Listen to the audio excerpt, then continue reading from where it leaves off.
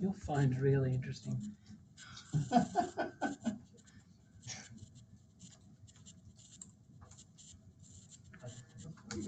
Some spam.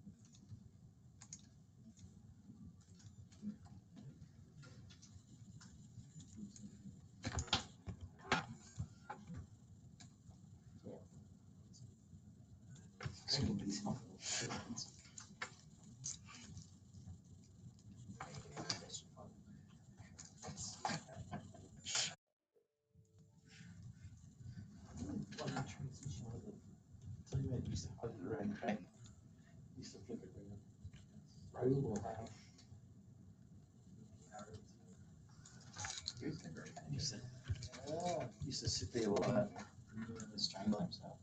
You see it, so he used to sit there like strange.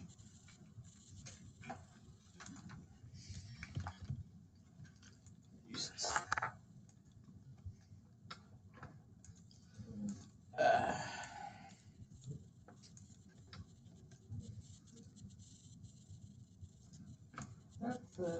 That's common for configuring the CLAG. Sysmac, the MAC address. It's a MAC address for primary. No, the one that's shared between you. Yeah, the pair. Yep. So the pair will have a different MAC address. Yes. And every pair should have a unique shared MAC. If that makes sense. Because if you had the same MAC on two pairs and they talk to each other, they're going to have the same spanning tree information. And that's not good. I'm just trying to SSH to workbench 17 at whatever this one. But when I try to. Oh, I know why. Okay, so hotspot is.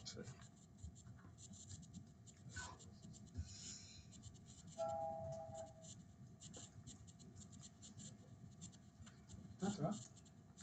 I've all got day jobs. I understand.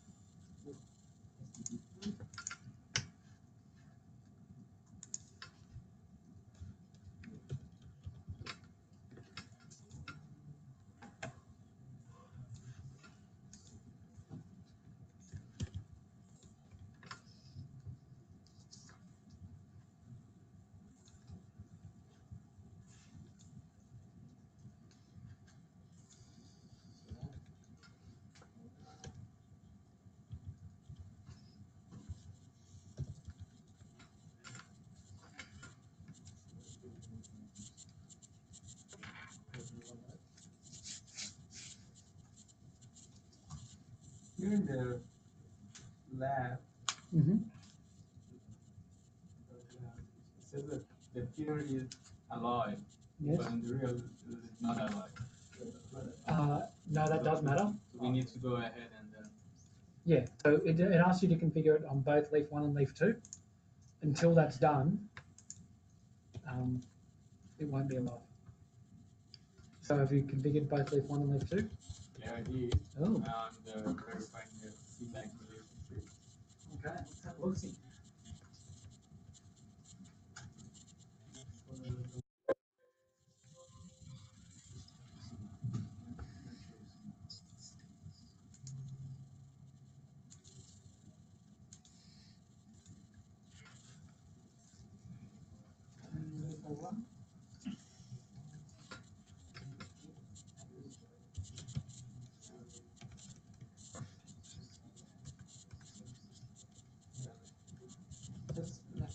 So these guys are both secondary. That's the problem right now. So if you just do the same command, replace it with primary.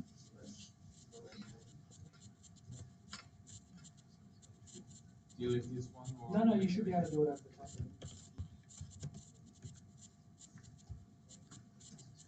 And the reason that I can't see each other is because they both have that .2 address on /the, where the primary should have .1, the secondary should have .2. But 1.2. So you see, Which one? can you go back? Oh, sorry. You'll see here on leaf 01, the interface IP is 192.168.2.3.2, and this guy's got 1. So that's the peer, not our own.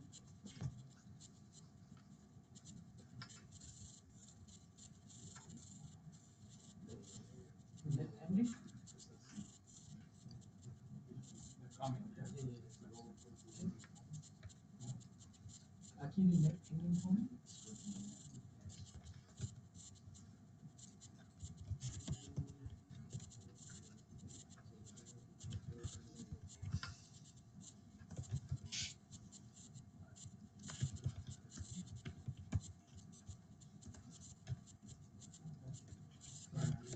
Can you net show CLA again for me, please? What? Net show CLA?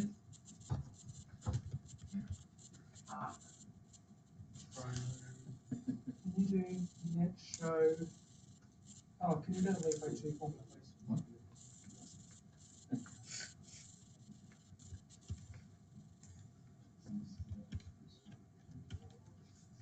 Net show CLA. So this guy should have the secondary config on this guy. We'll put the primary config on both. Shouldn't stir him up. Why not? We're wrong. What do you do that to you? Stir him up. Came over the other day because he was doing changes. So net pending now? He had nobody else to We'll know. do that and do net pending. So my workflow is make the change, net pending, verify happy with it, then net. You busy all that? You can see here Yeah, I was in the what middle. we're going to change. I sent So something. going from .1 to .2 and changing the peer from .1 to .2. So net commit.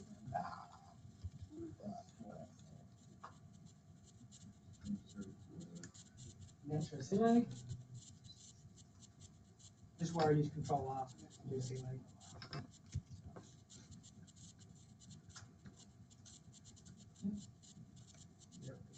And now you're going to configure your Julie tag on.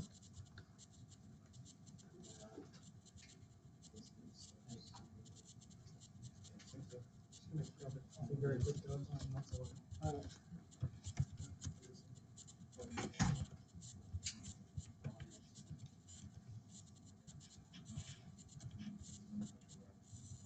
Yeah. Ooh.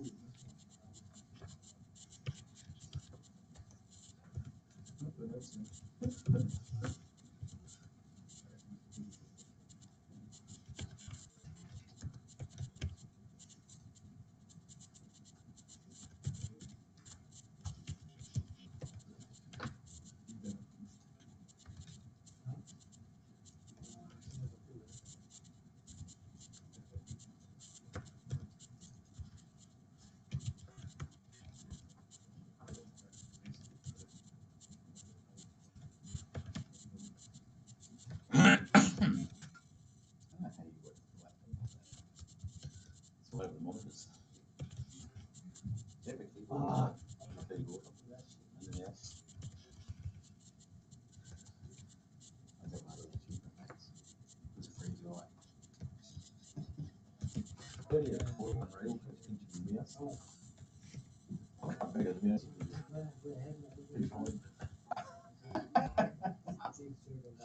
That's a good idea. Then I'll find it. I'll probably sit there and find it. I'll start trying to do my music so it's got the sticky tape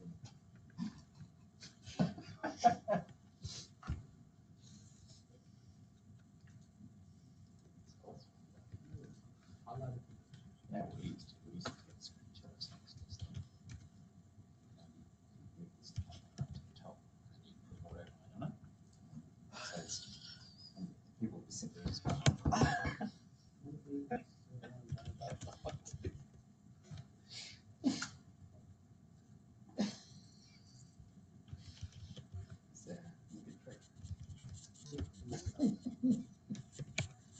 George one there. See if you remember.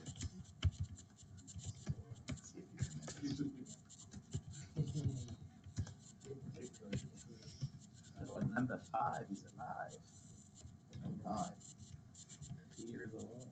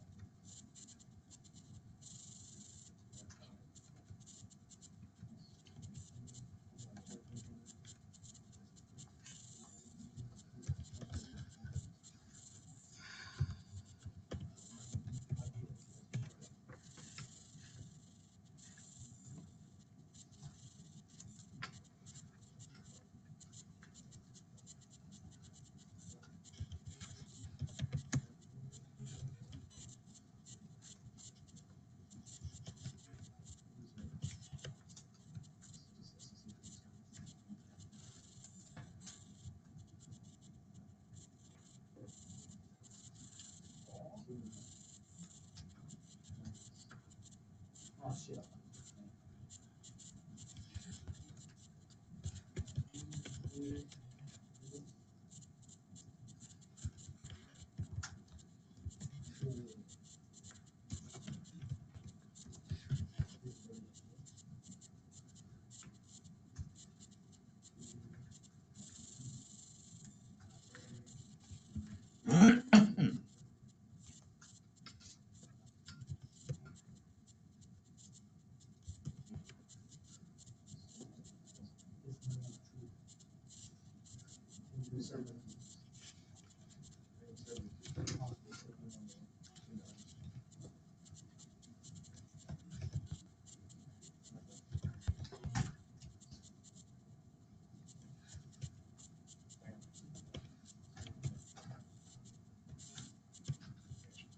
Success. Yeah, ping. Once you ping, you're all good. How are we tracking through? Okay. I like pause. In at the end. You guys just wrap that for me, right? Take away. That whole paragraph. That's the road to me then, right? Wait a minute, this is what copy and pasting you can do. So You do it. Yeah. You tell me. You should have read it. Right thing. It was first 102. time. And if you click on that, you can scroll down to it and see it's the first time. And then just change the symbol. I'm learning.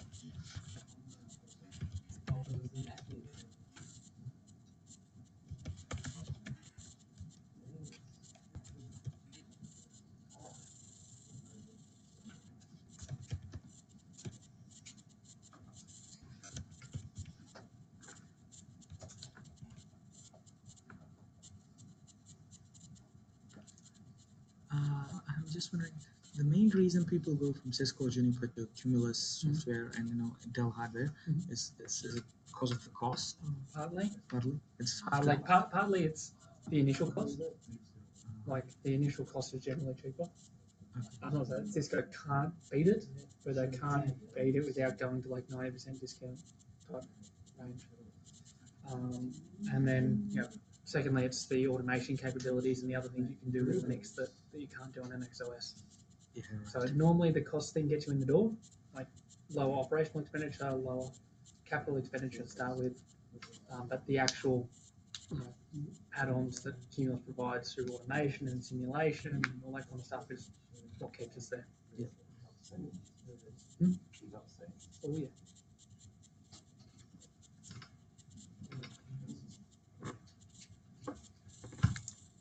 Because a normal Cisco 887 costs $900. Well, an 887 is a 1 gig router type thing, right? These are 32 by 100 gig switches. Yeah.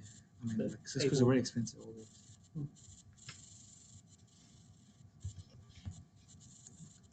It's 800 people had, 1.5 million. Oh, the NCS. Yeah.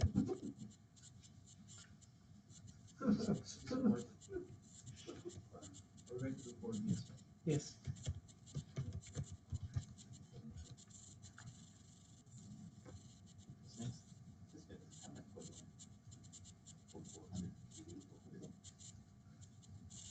The 3200 switch. Yeah, they do. 9K, 3K, they got them.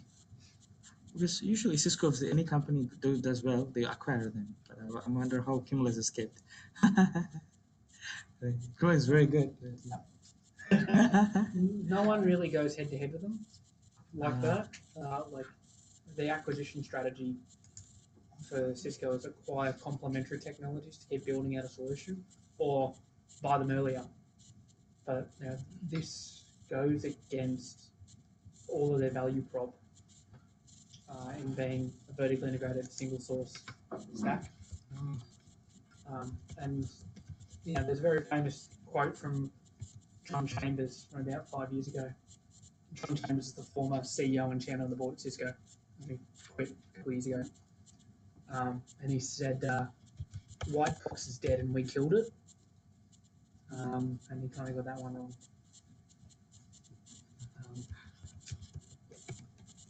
So then one of the engineers who works in HQ has that as like a big sign over his desk.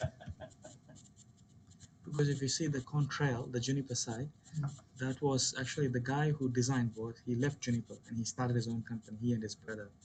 And Juniper went, just for that guy, they purchased, they acquired, and that's how the whole... Yeah, so Cisco's done that a number of times, especially with 4 very famous engineers who are colloquially called MPLS. That's Mario, Prem, Luca, and Sony. They, in the 90s, 3 of them came in with the acquisition of the Catalyst stuff, Crescendo Networks. So they bought them the first time.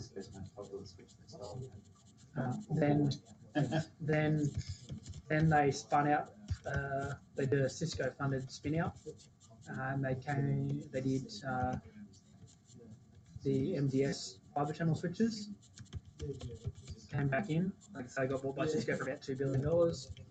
Went out again, did UCS, got bought again, another 1.2. Spun out again, came back in with ACI. So 4 times these guys went out in ridiculously loaded. Like if you got to work for them, you were seen on the golden ticket type thing. Then John Chambers left. ACI wasn't a roaring success. Now they're on the outer. So they've started their own company again. It's a company called Pensando Systems. But a lot of people at Cumulus used to work for them. A lot of people came through the UCS ACI type development. But apparently that new company's not going so great, and there's no chance they're going to get bought by Cisco. There's actually another networking chip. So, I'm not saying there's no chance. Cisco's big acquisitions this year have all been security and application layer. Normally a combination of the two. App Dynamics they bought for $3.2 billion, something stupid. They got ridiculous amounts of cash in the I bank. was gonna say, they had like lots of money earns. And their share price is record high at the moment. Like since .com boom, Cisco shares like $48 USD, and they're doing okay.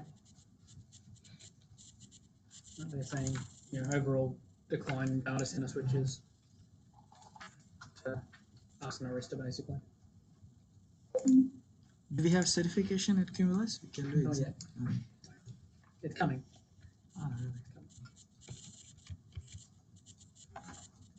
really? We're still designing it. Basically, it's a challenging thing to make a certification.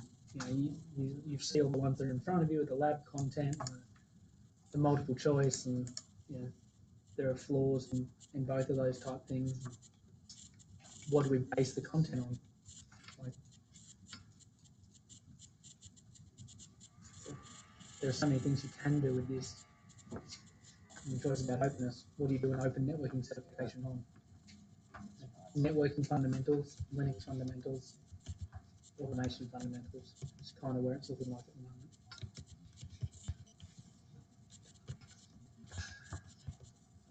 I'm hoping that I'm just giving one. I imagine you go somewhere like the Red Hat where they just go, this is what you've got, this is what we want, do it any way you can, and if it works, it's a pass, and if it doesn't, come back again. Yeah. The whole beauty about Linux is not one way to do it. There is a best practice way. You can test for that. There is, but is it required? And the other thing is, like, do we make it like a VMware cert where you have to attend BCE training before you can attempt the exam, or not? Oh, man, it's a huge cash cow. I mean, Yeah, training should be. I'm a CCIE, and I can tell you that it's not cheap. By the way, Cisco pays for it. But main thing is, even though you do study, if people study dumb in the DOMs or anything, but still people see it as a certification. You have a certification, for pay rise or even for other jobs. They see it, and especially in the US. Oh my God, they ask you. Can't pass. No, the top. Yeah, so I was first person in the data center switching team to attempt CCIDC when that first came out. Failed, got the lab, the second lab first time failed, third lab first time passed it. But by that point I'd already left Cisco, so that one cost me. Well, it cost me. Did they give you vouchers, Cisco? Oh, so in Cisco you get vouchers to offset the cost of the written exam. You do it for like $50. Ah. You get 3 free lab attempts after that you're paying for it. So you pretty much cleared within that attempt. No. Ah. So I had my third one scheduled. I quit. They cancelled my reservation. I had to go back into the pool. And for DC lab seats, it's 9-month wait. Yeah, it was at the time. I don't know what it's like now. I need to research. I lose it in November. Do it written pretty quickly. That's just a refresher written. Yeah. Do you think compared to Australia, in the US, they expect you a lot more, lot more hands-on, more, Certifications, you mean? yeah, certifications, even the skill set itself? No, not really. Like, I think Australia's one of those weird places where we have all the new technology, but we have completely different economies of scale. And so, like a US, people will have big teams just dealing with one thing, but like you guys have here, you have so many technologies because we're such a modern, diverse country, but we have less people to deal with it, so the engineers are typically broader in Australia. Oh. I feel. And like, the jack of all trades. Yeah. rather than a specialty. yeah, just because in the US, you need people to specialise so granularly because they got more stuff. They have more people. Oh yeah, 300 million. Have more customers Crazy. pay for it. Okay, we're going to get started on Module 5 again in 3 minutes.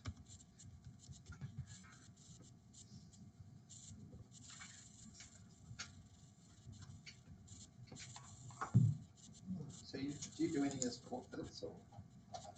I just, So you're on call? yeah. If it hits the fan? So my first job was to start the sport team. Yeah. And that was my background. And I got them started. Got a really good team here now. Starting the PS team. Yeah. It's fun. Cumulus is high complexity, low volume, and you never share the same issue twice. So we take a couple of cases a day, even with 1,300 customers. We take a couple of cases a day. Because of the way we package our operating system, package updates straight out, and everyone picks it up. So like you hit a bug, because it's all packaged and compartmentalized, they can test it and build it independently, not have to spin big full binary and all that kind of stuff. And that can just go out and be picked up by everyone. So it's very, very rare to see the same thing twice. Especially on sandbox environments. So, yeah. Most things you hit are, we made a networking config problem somewhere, the hardware has failed, or it's a new bug. It's most of it user implementation. Well, a lot of people are automating and they're simulating in front of time. So the actual numbers of config problems are not that high. Like a lot of people just buy it because they're told to because it's cheaper and they manually configure it, and you get problems there. And for a new customer that comes on, you'll see a spike in cases, and then once they've got it, they've got it. Yeah. All right, WebEx.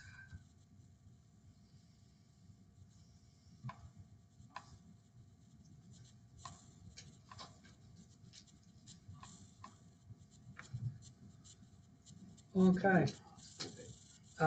For the people on the phone, can I just get a yay or nay whether you can see the screen right now? Yep. Cool. Can one of you guys click share from the front? Share on the screen or sharing call for the front. Cool. Awesome. Let's talk layer 3. Okay. So by default in Cummulus Linux, we include a routing suite called free range routing, or FRR for short. It's used to configure routing on the box and includes those routing protocols that we all know and love. By default, while FRR does have more routing protocols than just these two, Cummulus will only support officially BGP and OSPF. We don't see any other protocol really being used in the data center. Like we do have other things like PIM that we do officially support, but from a unicast routing protocol perspective, the only ones that we fully officially support are BGP and OSPF. Obviously, you can't run ISIS. You can, and we'll give you best effort, but it's not officially supported. This is the architecture of FRR. We have a daemon per routing protocol that we're running. So BGP has its own daemon, OSPF has its own daemon, OSPF 6 has its own daemon. They all talk to a centralized rib. This rib is called Zebra. The name Zebra, the original routing suites that all came out were all weird horse names. So Zebra was the original project, then Quagga. We get away from the horse names, we've still got some antiquated horsey things in there. But Zebra is a centralized rib. So if BGP learns a new route, it'll send it down to Zebra. OSPF learns the same route, it'll send it down to Zebra. Zebra looks at all those things, looks at administrative distance based on the protocols as well as static routes, and then pushes a final routing table down into the kernel using netlink to go full circle back to where we were this morning. So Zebra gets all that routing information, uses netlink to program the kernel. Those netlink messages are intercepted by switched and pushed into the hardware as well. How come you don't keep rib as rib? Leave it. Well, why is Zebra? Otherwise, these individual protocols would need to talk to the kernel directly, and then the kernel would have to do things like administrative systems as well. No, but that's why you call it Zebra. Or would you just leave it as rib? That's Why? Cummulus proprietary. No, it's not proprietary. It's completely open source. Is it like flag or? No, it just It was called that and it never changed. Like, you guys never see Zebra. Like, you don't log into Zebra or anything like that. Yeah, I'm gonna It's just the check name of the Zebra. process ID that you'll see if you did a top or a PS or something like that. It's called Zebra, and for an architect's spec, it's called Zebra, but you don't need to know that as part of the config, if that makes sense. Yeah. Oh, he's talking. Okay, let's talk about how we configure routing. Just like everything else, we're going to introduce a third way to do this, but we can use NCLU. NCLU edits the config file, and then we reload the service. We also have a modal CLI that looks identical to Cisco on the box as well. So NCLU, it updates the config file for you, or you manually update the config file, or you log into the VTY shell.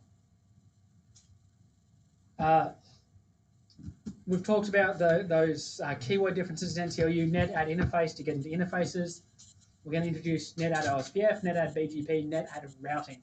There are going to be things in there that are there as well.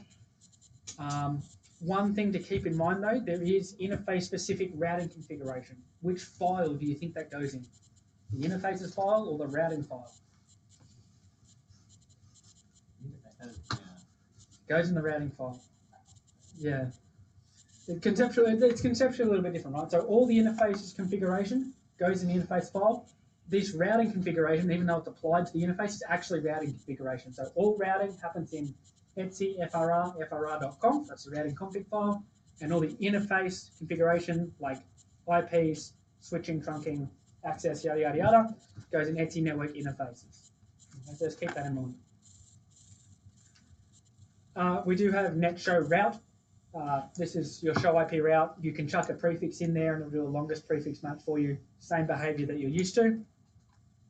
One other net show configuration thing we haven't looked at earlier, we'll look at now, is net show configuration files. So I've looked at net show configuration. That tries to take that interfaces file and that routing file and try to give it to you in something that puts it all together for readability purposes. You can't copy paste it and put it back in because, as we know, it's two separate files. But net show configuration gives you like kind of a merged understanding of what is configured in both of those places. Net show configuration files is show me the actual raw config files. Super handy for backups and just for learning. You can see what else we can see there in net show configuration. We can tuck in ACLs, SNMP, all those things, they're all there. We also have that CLI that I mentioned. So VTY shell is a modal CLI that does things exactly like Cisco. You sudo VTYSH, then you conft interface, router BGP, router OSPF, route map, yada, yada, yada. All that logic that you're used to and that interaction is still there. You question mark, you exit, you end, and all that kind of stuff. One thing I really want to highlight now at this point is if you use NCLU, you make the changes, you commit it, then they're applied. Right? So it's update the file, reload it, then they're applied. If you come into the VTY shell, any command that you do, just like Cisco, happens there and then. So you're changing runtime state. You still need to write mem on the end as well to make sure that config file is there in the event that the daemon restarts later. So if you use this mode, treat it like a Cisco box. Make the changes, write mem. There is no copy run start, it's only write mem. Heads up, that one ruins me all the time. But that's one thing. So I personally tend to use NCLU for all routing configuration. If I'm doing it manually or doing any verification, it's all NCLU commands done from bash. Going into VTYSH, I've got to exit back out if I want to check something else. So I tend to use all NCLU commands personally. Show IP route. So net show route is just a wrapper for show IP route. And just like in Cisco, if you're in config mode, if you're in global config or anything like that, you've got to do in front to get back out. Show run is show run. Right mem, we all know. Okay, so behind the scenes, let's look at everything that we're doing. By default, none of the routing daemons are started. You need to start them. So you need to start Zebra to kick off the rib, and then you need to start BGPD, OSPFD, and all those kind of things. There is a particular file you need to edit, which is etcfrr daemons, and you modify them from yes to no. NCLU does this all for you, don't worry about it, but if you're manually doing this stuff, or using V2Y shell, make sure you come in and start the daemons first. Once you have started it, you need to restart the service. We've got reload down the bottom there. Who knows the difference between reload and restart for the service? Reload and restart. I think both are same. They're similar but not the same. And there's an important distinction that I want to make here. Restart means kill it and start again. Completely die. So we send a kill signal, the routing process stops, the BGP just stops. No, nothing graceful about it, just kill it, completely start it up again. Reload, and this is a Linuxism, reload means look at the changes that we have in the config file and apply them dynamically. So reload is kind of a graceful dynamic change. Restart means kill it and start again. So if I wanted to enable BGPD as an example, I need to restart the whole thing. If I just wanted to change a route map, like I wouldn't want to restart FRR because all my neighborships would go down, all my routes would go away, and it can completely build back up. That's a reload type action. And this isn't just specific to FRR. This is a general Linuxism. Reload is graceful, or as graceful as it possibly can be. Restart is disruptive, build it up again. So, logging. Everything FRR by default goes to var log FRR, FRR.log. Just jumping ahead to some of the troubleshooting stuff, there are other places you want to look when you're troubleshooting a problem. Var log syslog is obviously the main logging file. Var log switchd.log is where switchd logs all of its activity to. And daemon.log logs process starts, stops, and reloads. You can change this location if you want to, but it has to be in var log FRR for FRR logs. There is no terminal monitor really in Linux. What you need to do is you need to tail and follow a file. So the tail command in Linux is by default show me the last 10 lines of the file. Adding the -F means follow it and keep printing any changes that you see in this file to the screen. This is sort of term mon, something we tend to use in routing, especially when we're troubleshooting quite a bit. This is how you would change that log location. Only time I really need to do it is when I'm trying to capture specific logs for a specific problem into a unique file. Other than that, I don't tend to use it. Okay. Let's look at automating some of this config a little bit later. When we're actually looking to do full-blown automation of this stuff, it doesn't really make sense to automate the net commands. It makes more sense to template the file and generate a templated file for each of these things. So that any automation you tend to do with FRR, you're going to change the config file itself and reload the config file. Just a heads up. All right. So we're pretty familiar with BGP OSPF as traditional protocols. They're used a lot inside the data center. We want to talk about some of the ways that Cummulus has default behavior changes in order to simplify the deployment of these protocols and make them work at scale for a data center application. 95% of the customers that we work with tend to use BGP within the data center between spine, leaf, super spine, and all those functionalities. And we know, across the internet, BGP is a way of exchanging layer 3 information between unique layer 3 entities. That same logic can be applied within a data center where each rack is its own layer 3 entity in some way. So typically what we do is every rack, whether it's normally a pair of switches operating in MLAG, have their own BGP autonomous system, and then the spines have a common autonomous system. So the spines kind of operate like a provider, and each leaf operates like a provider edge or a CE device. So conceptually, that really works quite well in a data center. It's well understood, very robust technology, just applied in a slightly different context. BGP, though, is traditionally not the easiest thing to configure. For BGP, we need to know we have to have a /30 or /31 address on every link that we want to do layer 3 on. We need to know the remote ASN, and that is really quite a complex thing to maintain. Like I can guarantee there's a really big Excel spreadsheet somewhere that has a whole bunch of point-to-point infrastructure networks this guy we need to know is this ASN, and that actual config and cross-referencing the database and coming back and actually doing that config is really, really hard.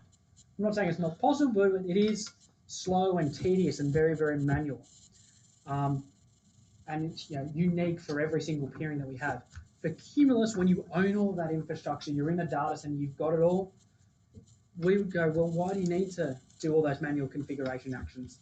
What we do as Cummulus have put some simplifications in to really cut down that logic and all those cross-referencing checks that you need to do. So, we can say on this link, not this IP address is a BGP peer and this is my IP and that's its ASN. On this link, we have an eBGP peer. So on swap 1, we have remote AS external. That's the functionality difference we need to know. Do we want it to be an eBGP peering or an iBGP peering? We can specify that with a keyword, external or internal.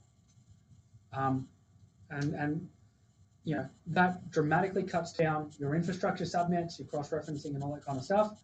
And it really saves you time. To give a practical example of this, we built a couple of data centers with Verizon a few years ago now. They started with 100 rack DC using the left side configuration, that traditional /31 on every link, specify the remote AS type configuration, all on Cummulus. And it took them 10,000 lines of automated code and variables, 10,000 lines for 100 rack DC. In the next DC, we managed to convince them to go to the simplified configuration. They cut it down to just over 1,100. Like, it's a 10-factor decrease to really cut down that automation code, because simply we don't need to go off and do automated loops to check IP addresses, to check ASN. We can really cut it down. I can tell you on box, if you want to add a BGP peer, knowing the interface that it's on, it's a one-liner command to bring up a new BGP peer, not 12. The way that we're able to achieve that is with something called BGP unnumbered. And in those 95% deployments that use BGP unnumbered, 98% of them use this. And BGP unnumbered uses something called RFC 5549. What we do when we specify I want to run BGP on this interface is we have a IPv6 link local address. On the other side, we have an IPv6 link local address. If we configure BGP on that interface, they both send a router advertisement, an IPv6 RA. Once we see an IPv6 RA on that segment, on that link, we send a BGP open and we form an IPv6 BGP session. What this RFC enables us to do is say 192.168.2.0 normally would have an IPv4 next hop. You'd use that /30 or 31 in the middle and say the next hop for this prefix is this v4 address. We can use a v6 address that's done dynamically using v6 router advertisements. That's how it works under the covers. You can obviously share v6 sessions as well, but that is the function under the covers for BGP unnumbered. Cummulus is the only one that does this dynamically. Most other vendors have picked up the v6 next hop for v4 functionality, but none of them are really doing that whole dynamic router advertisement type stuff that we're doing right now. One of the other things that is also a bit of a pain when you're troubleshooting BGP or troubleshooting routing problems in a BGP network is if you learn where a prefix is coming from, you see a neighbor IP, you need to go retrospectively and recursively look up what that IP is and what device that is and what interface it's out of and all that kind of stuff. You've got a four-step process to learn which device this BGP prefix is coming from. On Cummulus Linux, we also send a host name TLB. This is a standard that's now being picked up as well. But basically, if you say, I learned this prefix, we'll know which switch it came from immediately, not an IP, which we then have to go cross-reference to a link, which we then have to cross-reference to a CDP neighbor. BGP, traditionally a very big, slow protocol. There's a few reasons for that. One, on the internet, it deals with an absolute crap ton of information. Global v4 routing table, something like 600,000 prefixes right now. That's a lot of data. And traditionally, routers and switches and things like that don't have much CPU. And they're based on old MIPS technology or PowerPC, and they weren't really geared to process large amounts of information in a long time. The way to solve that was have long timers, have advertisement intervals so you can try and spread that work out over time without resource starving a box. In a data center and with these new switches with x86 processors, quad core, dual core, crap tons of RAM, there's no need for those long timers. So the default timers on Cumulus are 3 and 9. That is very quick, and the switches are more than capable of handling tens of thousands of prefixes at that timer level.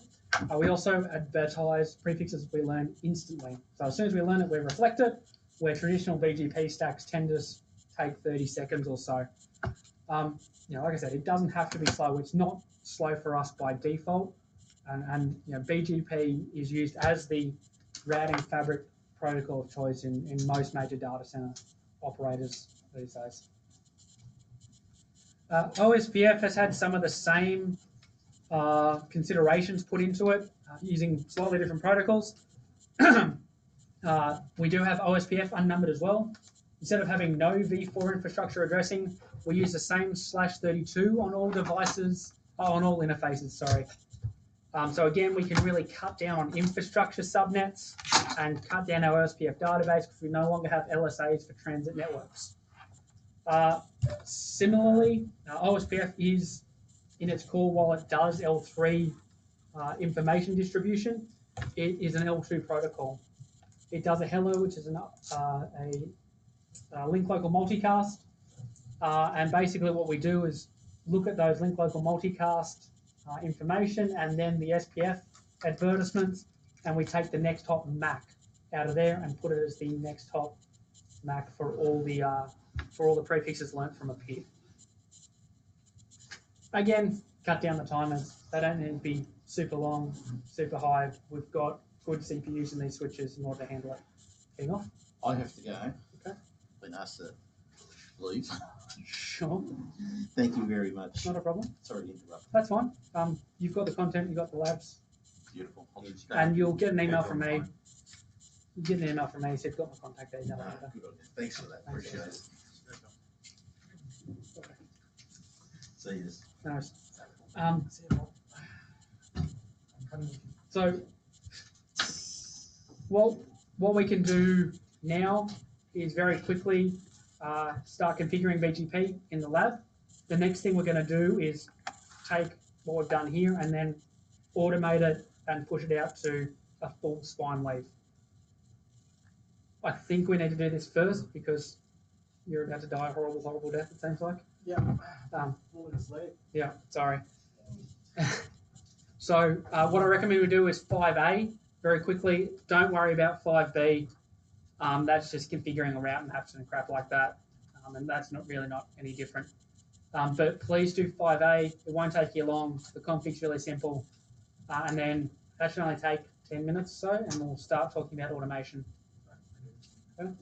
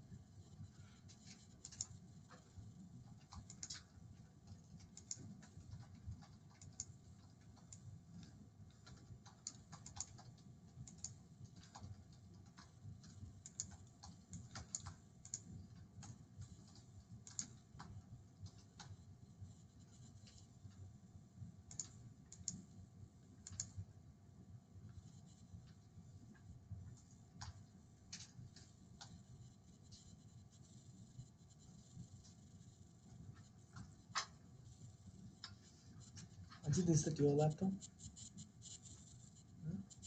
Is it yours? Yeah. Oh, it's a very small one. Yeah. It's almost as big as your phone. Oh, whoa. It's a Windows 7. It's very I've never seen This is a very old model. what it 10 years ago before I come to Australia. No. Still running on Windows 7. Wow.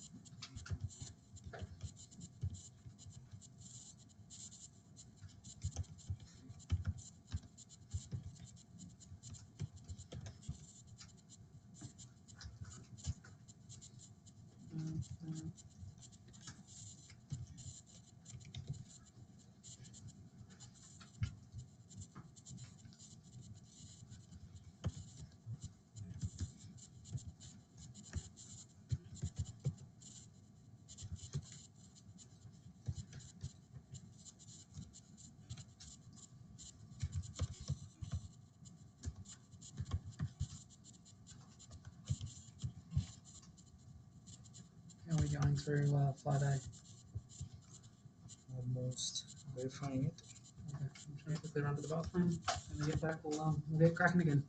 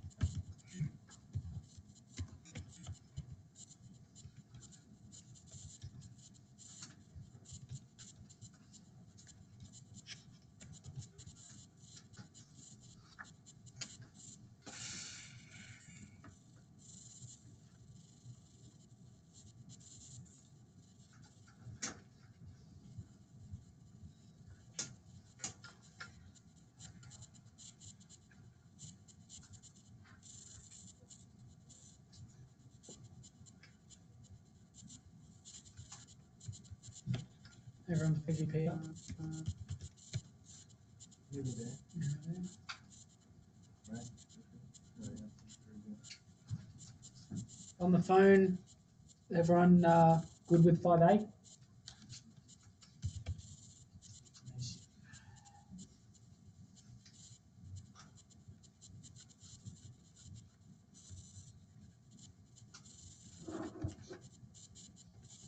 Company response. They fell asleep. Yeah. I have no effect on people. Second lunches. This So, week, yeah. After that noodle soup. Yeah. Or you I mean, I think about all the carbs you guys just ate with all that Chinese food. Yeah. Makes you sleep afterwards. Oh yeah.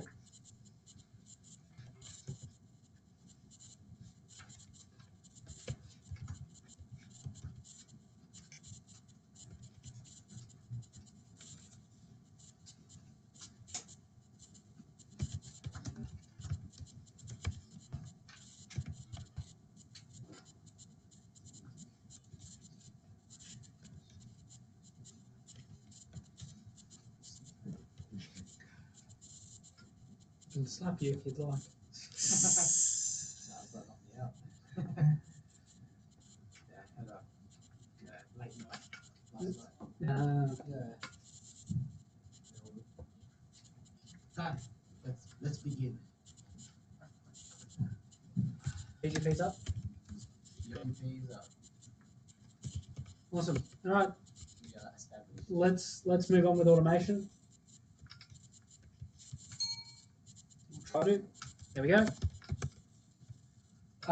So what we're going to try and cover over the next sort of 45 minutes is identify what are good use cases for automation, when you might want to automate something versus when you might not want to.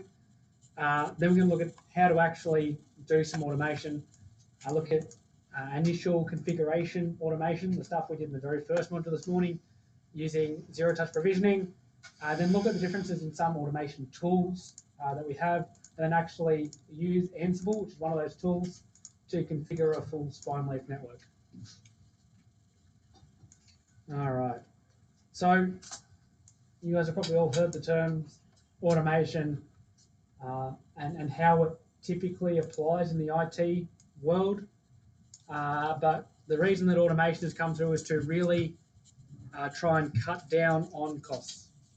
Plain and simple, cut down on costs. And that could just be the initial operational expenditure, the ongoing cost of having people to maintain large fleets of networking equipment or to provision them in the first place, as well as to avoid making errors.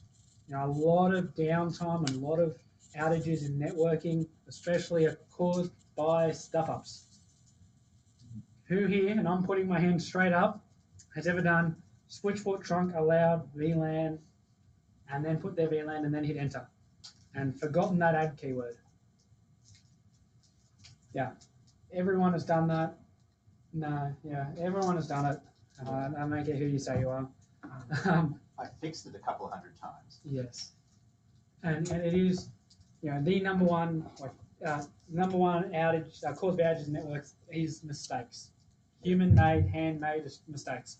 So, you know, automation is not just a, you know, hey, let's save some money from, you know, cutting down costs and having people. It's also, let's save some money, save some business by having less outages. Okay. So some of the things that we commonly automate on Cummulus Linux, to be fair, once you're doing automation, pretty much everything is done with automation. But some of the things we're going to look at doing is configuring Etsy network interfaces, configuring our networking interfaces, configuring routing in Etsy FRR, FRR.conf. Then maybe it'll be some day-to-day things like configuring MOTDs, like, you know, making VLAN changes programmatically, things like that. Then we're going to look at things like programmatic changes.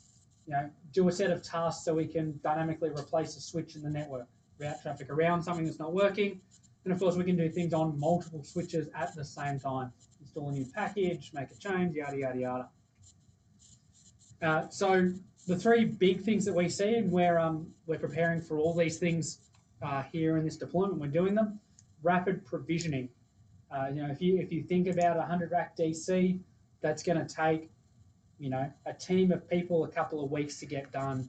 log into the box, console in, configure a management IP, manually configure all that stuff. If you're lucky, you've prepared ahead, you've made a whole bunch of running configs that you copy paste. But to make those running configs ahead of time, one by one, is a big pain in the butt. In this network here and the ones that we've deployed, we're deploying full spine leaf, 3-tier networks and management networks in 3 hours. We're talking, fully configured, passing traffic, VXLAN, BGP, VPN, all of those things in 3 hours for an entire data center.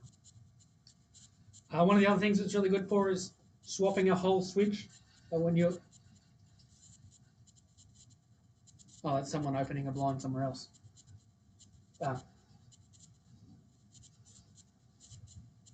Okay. So one of the good things it's used for when you're automating, all that automation lives off the box. So yes, you definitely have config on the box, but all that logic and all those things are maintained off box. So when you replace a switch, normally it's as simple as plugging it in. The OS gets installed automatically. It gets provisioned and configured automatically as well. It's a really powerful thing about automation. And the last thing is when all those variables and all that sort of logic lives off box, you can put it in source control. You can use code control technologies like Git and make sure that every change on the network is tracked and changed and can be rolled forward and rolled back and viewed at any point in time. So you have policy enforcement on a network-wide scale that wasn't really possible before. From a GitHub, yeah. Yes. So Git is the technology, and then GitHub is like a website and a storage on the internet for that kind of technology. So there's GitHub, GitLab. Internally, Telstra has a tool called Bitbucket. It's made by Atlassian, but it uses Git under the covers to make all that work. All right. So that's the main use cases for automation that we see. Let's look at some actual automation itself. So we talked about earlier how the OS can be installed on the switch automatically using ONI, that waterfall model and all that kind of stuff. Once Cummulus Linux is installed, it does a very, very similar thing. It goes out and looks for an automated provisioning script or a zero-touch provisioning script, ZTP, because Americans made it up. It does the same waterfall. It looks on the box first for a particular file name, then looks on USBs, then looks over the network. In that thing, we're going to do things that are going to be done on every switch. We're going to install the license. We're going to configure NTP, time zones, and rsyslog, and all those kind of things. All those things will be common on the device, no matter what its function is in there. For us, this can be in any language that you want that's on the box. We have Bash, Ruby, Perl, and Python installed by default. You can write the script in any one of those languages that you want. It's really, really flexible. The last thing you want to do with this is not a good solution for configuring the whole box. It's not a good solution for configuring IP addresses and interfaces and all that kind of stuff. So you want to prepare for a heavier, smarter automation tool to come in as well after this. So like we talked about, same as the installation approach, local USB over the network. This time we're using DHCP option 239. We're going to give it a URL that points it to a script. That script you go get from your web server, you take it back and you execute it. In this particular case, one of the things we're going to do is we're going to prepare for Ansible to be our heavyweight automation tool. Again, just showing you the DHCP server configuration, we're adding in option 239 and giving it a URL where that script is. This is an example script written in Bash. And the first thing that this one does is it goes out and installs a license. So we run cl license -i, give it the URL for the license. You'll notice here we don't have sudo there. ZTP is executed as root. So you are the root user. You have control to do everything as you'd want when you're doing a provisioning thing like this. After we've restarted switch D to enable those front panel ports, we're going to configure management VRF to put E0 in its own VRF. Configure the time zone, configure NTP, configure the syslog, configure DNS, those things that are going to be common on every device regardless of its function. We're going to change the password for the Cummulus user, and we're going to add a new user called NetOps. It's going to have sudo access, and its password is passw0rd.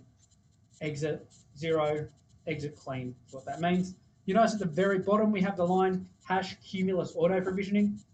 We need to have this in a ZTP script. We don't want to just picking up any old script. You know, you could accidentally pick up a script from a web server to do something completely different. This is checked for in every script just to make sure it's actually an auto provisioning script. It must be there, otherwise it'll fail and let you know. Okay, so let's look at now using ZTP to prepare for a heavier automation tool to come in. You know, there are two philosophies that we have in automation tools, agentless and agent-based, and we'll talk about what they are. But for an agentless deployment, we need to look at putting SSH keys on the box. And for an agent-based deployment, we need to put the agent itself on the switch. As an example of additions to a ZTP script to prepare for SSH keys, what we would typically do is if the SSH key itself wasn't in the file, we would get it from the web server and put it in the authorized keys file of the Cummulus user and the root user. So we can log into root with no password and Cummulus with no password. The ch own line there, does anyone want to guess why we're having to do that? The ownership. Yes?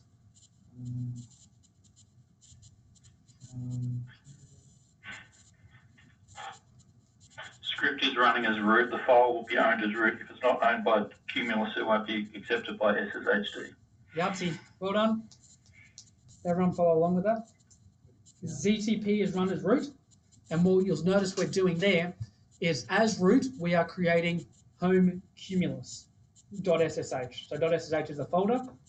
That folder will be owned by root and only accessible by root. So what we need to do is make sure that we change that to be owned by the Cummulus user and the Cummulus group, so Cummulus can access the things in that file. Okay, let's look at the automation tool architectures that we have. So an agentless tool requires no additional applications or software to be installed on the end device. It's going to rely first and foremost on SSH. Okay, it's going to SSH into the box and do some stuff, where an agent-based tool means you need to go put something on the box so it can be automated. All right, we're going to install a daemon. It'll talk back to typically a centralized server and programmatically check for updates or on interaction. It'll do it as well. There are 4 big automation tools that people use. These are ones that are available for purchase or they're open source or a bit of both. Ansible is the one that we see networking deployments used 95% of the time again. We do have some customers running Chef and Puppet and Salt. But first and foremost, we see people using Ansible, and it's definitely what we're doing here. It is an agentless automation tool. It logs in using SSH.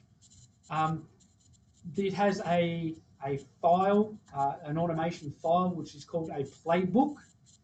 Chef, Puppet, and Salt are all agent-based. Salt's a bit interesting. It's agent-based-ish. It does sort of things in both ways, but it's a very new, or it's newer than the other 3.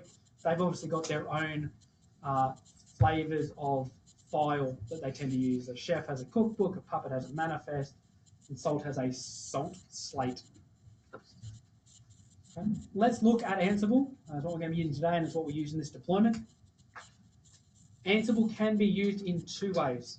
It can be used as simple one-off commands and things like that to right now do these things on these devices, or we can have a playbook, and that is a list of tasks run in a particular order to achieve a certain outcome. So say as an example, I wanted to configure NTP, and we'll look at this in a second. That would be 2 separate tasks, and we would need to do it with 2 ad hoc commands, or we can have a playbook that sort of puts it all into a logical order for us. Everything in Ansible is done with a module. So if we wanted to copy something from the Ansible server to the switch, we would use the copy module. If we wanted to fetch a file from the switch and put it on the server, we would use the fetch module. If we wanted to restart a service, we would use the service module. So there are 800 modules, I think, built into Ansible by default to achieve a whole range of different things. Pretty much anything you can think of can be done. If it doesn't exist in the core Ansible product, there is an application store or a module store they call Galaxy where you can go pull down new ones. So if you had like a specific application, it hasn't been certified to go into Ansible, they've elected not to put the module there, you'd go to the Galaxy store, get the module for your specific application, and then automate your application, whatever that might be. We'll talk through some of the basic modules. The first one we talk to is the command module and the shell module. They are slightly different. If you run the command module, it's going to run a command on the end device. Pretty simple, right? But that doesn't support things like pipes and redirects and all those kind of things that we might do in the bash shell. That one you'd need to use the shell module for. The file modules, we have fetch and copy, get it from the box, push it to the box. We have a template module, which we'll talk to in detail later. We've got some other modules. We've got the ping module. This ping module is not an ICMP request. It is, can I go to this device? Can I log in? Can I execute automation? So it's a, can I get in and do stuff type module. Apt is manage the packages on the box. Everything on Cummulus is an apt get install, apt get update. Apt is the module that we use for that. Services, control services, restart, reload them, etc. Then we have actual text editing type modules. Line and file is find a line in the file or replace it or ensure it's there. Block and file is ensure this block of text is in a file in some way, shape, or form. We're going to talk very quickly about the differences of automating Linux versus automating other networking devices. For us, we are Linux. You can use any of the Linux modules you want to use against us. That being said, we do have our own module. We have a module that helps you run net commands on the box, the NCLU module, but that is completely optional to you to use. For non-Cummulus Linux devices, they have a proprietary module that is the only module you can use, and it is tied to specific versions of their API. Cummulus does not have an API. We, are a Linux distribution, and we can use any and all of those modules for Linux on us to achieve whatever outcome you want, but to automate against a proprietary incumbent vendor, it's very locked down. You have to use their proprietary modules, their proprietary API, and that obviously has certain feature limitations on how to do it. All right, let's look at actual ad hoc Ansible. First and foremost, though, we need to understand the devices that we are automating against. We have what's called the inventory, which is the host file. And in here we have, I'm going to highlight this on the screen again. We have all the devices we're going to automate it against. In here we can put a shortened domain name. These are all domain names. You can put the fully qualified domain name in here, or you can just simply put an IP address. Okay, so these LeafO1, LeafO2, they're DNS names. They are going to be put into the group Leaf. Okay, so LeafO1 and LeafO2 are in the group Leaf. Spine01, Spine02, and this particular IP are in the Spine group. We can also have groups of groups. You can see down the bottom there, the network group includes all of the spines and all of the leaves. So when we go off and start executing those things, we can run one-off commands. So we're going to use Ansible. So to kick off Ansible, you use Ansible. Then you give it the host or group or whatever you wanted to run this command against. So we're running the command module, and we're saying run the command netro version on LeafO1 using Ansible. If we said Ansible leaf -m command -a yada yada yada, it would run it against LeafO1 and LeafO2. If we said Ansible network, it would run it against all the spines, all the leaves. If we did Ansible LEA star, it's going to find all the hosts that match that regex and then run against those things as well. Really, really powerful on all the host matching stuff that you can do. There are a couple of groups that weren't in the inventory. The main one that is used is all. So Ansible all is kind of a reserved name, and it means everything in that host file, regardless of what group it's in, run it against that. So you can see down the bottom there, we're running Ansible on all hosts in the inventory, run that ping module, and we can see there it's all reporting and coming back changed. All right, let's look at actual playbooks. This is where we start to get into automating to achieve certain outcomes. So like I mentioned, a playbook is a list of tasks in an imperative order to do something. Right? In order to configure NTP, you're going to have to take multiple steps, and this is where we'd have a playbook that might go and achieve that as an outcome. Every task is one module. So task 1 might be copy the file using the copy module. Task 2 might be use the service module to restart the service. Under the covers, how this actually works is on the Ansible server, Ansible is written in Python, it generates Python code.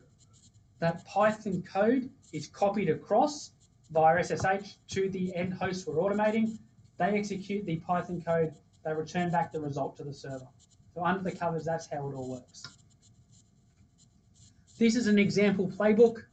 At the very top, we're going to specify which hosts we're going to run it against. In this case, we're only running against LeafO1. We're going to run it as user root. Remember earlier we pushed our key into the root account. The first task we're going to do is we're going to use the copy module to copy ntp.conf on this local server and put it in etcntp.conf on the switch. Then we're going to restart NTP using the service module, so restart the NTP service. The last thing we're going to do is we're going to generate a template. The template on the server is called interfaces.j2. J2 stands for Ginger2, it's the templating language. And we're going to put in Etsy network interfaces. Once that's done, we're going to apply that by reloading the interfaces config. We have one variable in this playbook, and you can see it up here under vars. We have the variable called loopback_IP, and it's 10.2.1.1. Our template is here on the right of the file, interfaces.j2. And in any template in this language, if we see the curly braces, so double squiggly brackets, we're going to do a variable substitution in there. So we're going to substitute the loopback IP variable into this template and then send it across to the end device. So render the template, push it over. So in order to run the playbook, we don't use the Ansible command, we use Ansible-playbook. So Ansible is ad hoc, Ansible-playbook is playbooks, the playbook name, and we're going to run it across. We can see that it executes each task in turn. Okay, down the bottom we get a bit of a play recap on what's happened. We see that 5 tasks ran okay. 4 of them actually changed some stuff on the box. We didn't have any failures and we could reach all the devices. If we were to run this a second time, we would see that 5 would run okay, but only 2 would change. On the box, ntp.conf is already there, it already matches the end state. On the box, Etsy network interfaces is there, it already matches the end state. We don't need to change anything there. Ansible and all these automation tools are very smart. They don't do stuff unless they need to. What that would have resulted in is ultimately the Etsy network interfaces file on LeafO1 is going to have the loopback IP in the loopback stanza. Okay. Just so you have seen it, this is how we would automate some net commands. Likewise, to achieve that same outcome, and we're doing it for swap 1 now, we're going to have a task. It's going to call the NCLU module. We're going to give it the commands argument. We can give it a list of commands there to go execute as net commands. So we're going to do net add interface swap 1 IP address. We can also templatize within there. So if we wanted to bring up all 48 interfaces, we could have a for loop in here as an example. So for everything in 1 through 48, Python the 49th doesn't actually execute. We're going to do net add interface swap 1, next iteration net add interface swap 2, so on and so forth. This can be for loops, ifs, whiles, all that kind of stuff. That logic is there. Okay, and of course we can do variable substitution in here as well. We'll look at some more detailed variable substitution later. One of those behaviors that we need to think about when we're using NCLU-based automation is when do we want to do an abort, when do we want to do a commit. You never want to get into a situation really where someone's on the box doing net stuff, they've got net add, they've got an existing commit buffer. You don't want to go in there and then do all more commits and then commit with it, especially if they're going to clash. So typically what we will do is we will do atomic mode, which means abort before and commit after, but you have full control over that in here as well. All right, let's look at how we've looked at how we would configure one device. Let's look at how we would configure multiple devices. As we start to get more and more things that we need to automate on the box, a playbook stops making sense. What we want to have is kind of playbooks of playbooks. We want, one playbook that we'll call what is called a role. So what we would typically do is have a role that is configure routing, a role that is configure interfaces, and within those roles we have a list of tasks. So it's just sort of taking that abstraction a little bit further to make it scale better. Let's look at a more advanced template where we would configure 3 devices using a single template. Okay, so on the right side here we have the variables file. It's called main.yaml. YAML is the language that Ansible is written in. We have LeafO1 as a dictionary. Inside it, it's got a loopback, and it's got a loopback dictionary, sorry, and that's got an IPv4 and IPv6 value inside. Okay, likewise, we've got LeafO2. It's got loopback IPs, and Leaf3's got loopback IPs. You notice that it's .1, .2, .3, respectively, for the leaves. On the left side, we have the template. Okay, and on the left here, the template we're going to render is a loopback stanza for Etsy network interfaces, and we see here this Ansible underscore hostname. I've never seen Ansible underscore hostname before, but what that means is when Ansible playbooks run, they run it against LeafO1, then they run it against LeafO2, then they run it against LeafO3. When we are running this against LeafO1, the hostname for LeafO1 is LeafO1, so this becomes LeafO1. So when we're on LeafO1, we're going to substitute the variable LeafO1.lo.ipv6. LeafO1.lo.ipv6, LeafO1.lo.ipv4. Then when we run this against LeafO2, we're looking for LeafO2.lo, and then LeafO3.lo. And of course, you could use this for spine. It's not just limited to leaves, obviously, here. This is how we start to scale out those variables, use a common template to achieve certain outcomes regardless of the devices that are there. And you can see the end state down the bottom. When we run this against LeafO1, obviously we're going to have LeafO1.lo.ipv4 and IPv6 rendered into there, and that is the end result of the file. You could have swap1's variables in there, the BGP autonomous system variables in there, and all those kind of things. You slowly start to build out all the variables that are unique to the device and a template that will go and configure that end state for you. Does that make sense? That's the one that normally starts to hurt people. Good? Awesome. Can I ask you one thing? Sure. Where does it main dot that is an Ansible, and I understand every time it goes through it goes through all those leaf 102. But where does it calls main.yml? Does it so? That is.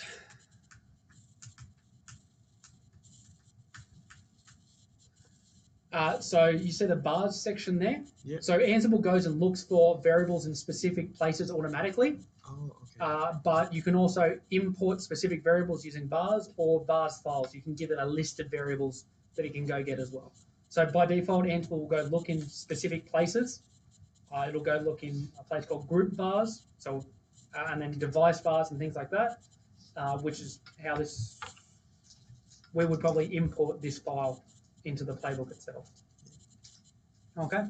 Lab 6, what we're going to do now is use Ansible to deploy BGP unnumbered onto some new devices that we've not seen before, Spine 1, Spine 2, Leaf 3, Leaf 4, and completely configure Leaf 3 and Leaf 4 for MLAG as well.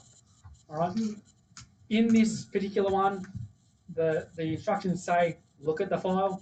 I'd suggest you look at the file. So sort of start to click more as you get it. Let's do lab 6. It's all automated. It actually doesn't take that long. But please do spend the time, ask the questions.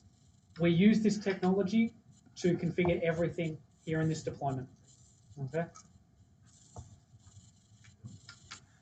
Anything on the phone? Questions, comments?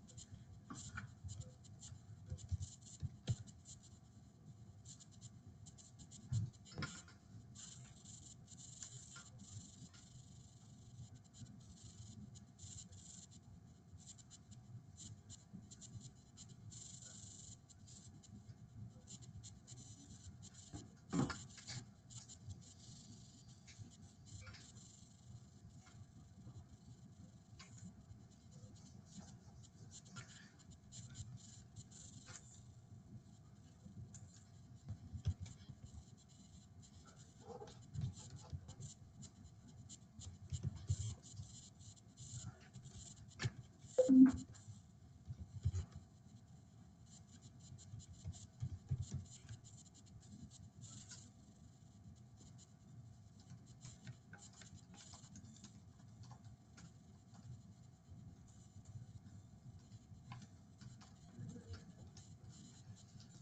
downloaded that Cumulus and in my VMware it's running, Mm. and I'll log in and I'm thinking I can set up two virtual, two VM and then Mhm. just want to once I log in I'll show you. Just Is it working? it is running. You can log in with Cummulus. Give me 1 second. But I can't do this Ansible stuff on that one, isn't it? I can. You can. Like you need a server that runs Ansible against them. I mean, if you think about the topology that we have now, But how do I connect this and the GNS3? you follow the guide. I don't know off the top of my head. Oh, there's a guide. Yeah. On So at the end of the day, I show you all the steps that you need to do. So you can put it in GNS3 or orchestrate it on your laptop or put it on a server, all those things.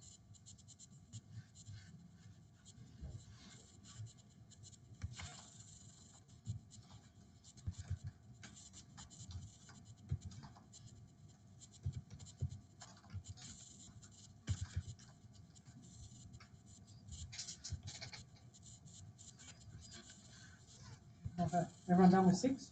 Yep. Any questions about automation? I am fully open to talking about anything to do with automation.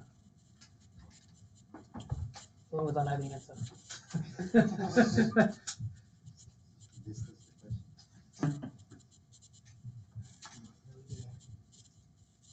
Step 4. Okay. Ansible, label, Yeah. So basically what that's showing you is you can roll the lab backwards and forwards to any step and practice it over and over. That's how I made it work for you. It says make sure you run the lab 6 on the up. And you. Underneath. I'll just follow.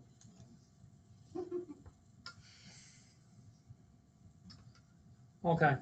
I do want to move on to troubleshooting if you guys are all done with that. Yeah. So, I need to unpause my screen. Find a. Okay, we're gonna. Like I know you guys are. Hang on, what am I missing? Yeah. I think I need to get a copy of that.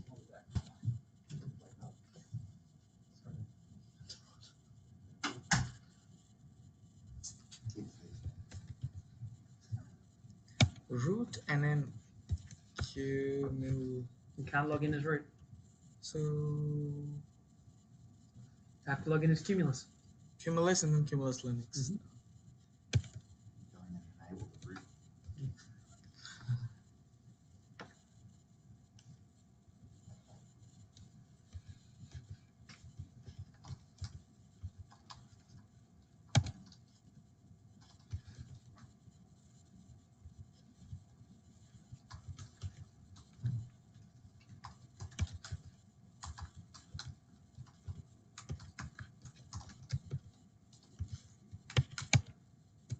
Yeah, I'm logged in.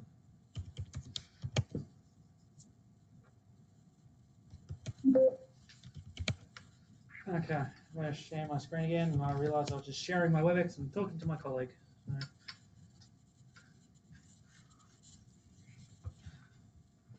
Fresh share again. Aye, thanks.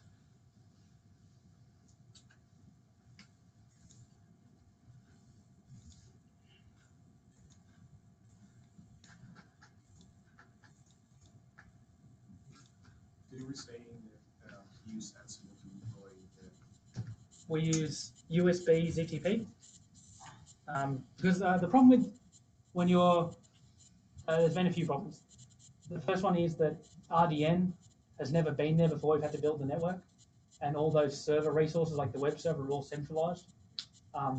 So we do USB provisioning of all the switches, USB installation and provisioning. So we just go out there, bunch of USBs, plug them all in, they do their thing. And then once that's all done, it automatically builds the management network. So in order to use Ansible to configure the data network, the main network, you need a management network to get to it. So you have a chicken and egg problem again. So we do, we've got some really smart USB ZTP scripts to configure the whole management network.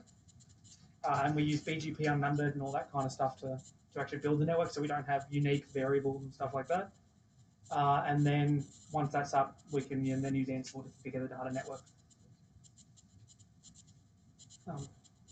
And yeah, every single config action should be done with Ansible in this network.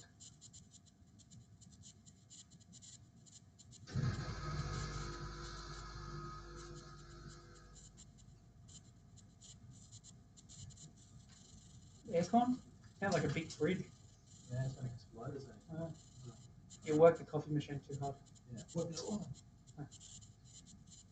Hardest working thing in this building.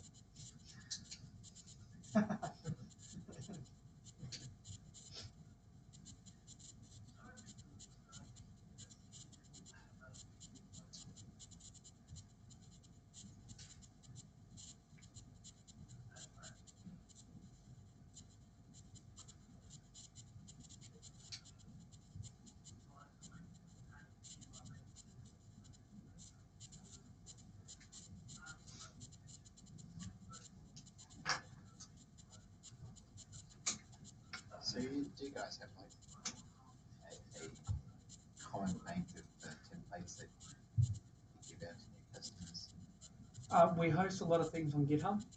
So there are examples of how to use Ansible to do X, Y, Z. They're all on our GitHub. Most of the stuff for deployments like this is all artisanal. So we build it to spec based on the outcomes we need to achieve.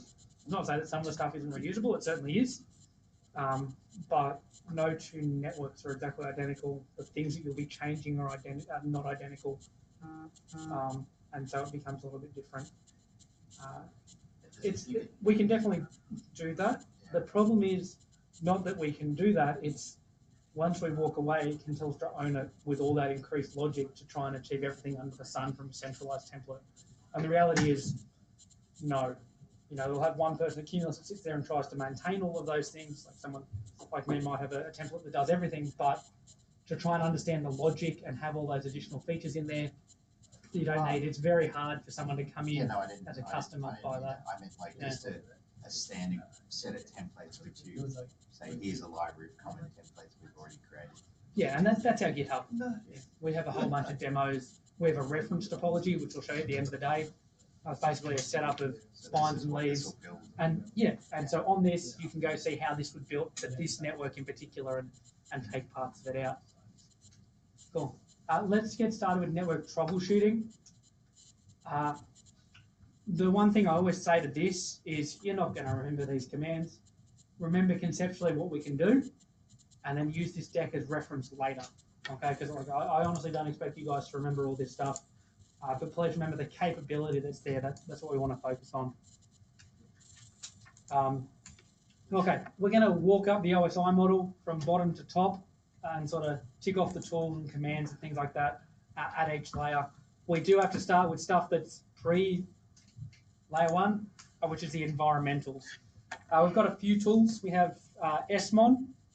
It's made up of 2 components, a daemon, which is actually logging and constantly monitoring, and a command interface called SMON-CTL. And that's for looking at things like PSUs, fans, power supplies, things like that. PWMD is the daemon that actually controls fan speed. Based on the temperatures that we read, we need to spin the fans up, spin the fans down, so on and so forth. Sensors is a standard Linux way of looking at temperature sensors. LED manager daemon, how are we controlling LEDs, what are their states, things like that. So SMOND logs everything to syslog. If you want to see how things have changed over time, whether things have gone bad, you want to look in syslog, grep via SMOND, and you can see as we register all the sensors and fans and what their states are and so on and so forth. That's obviously not a live reading. SMON-CTL is how you get those live readings out of the box.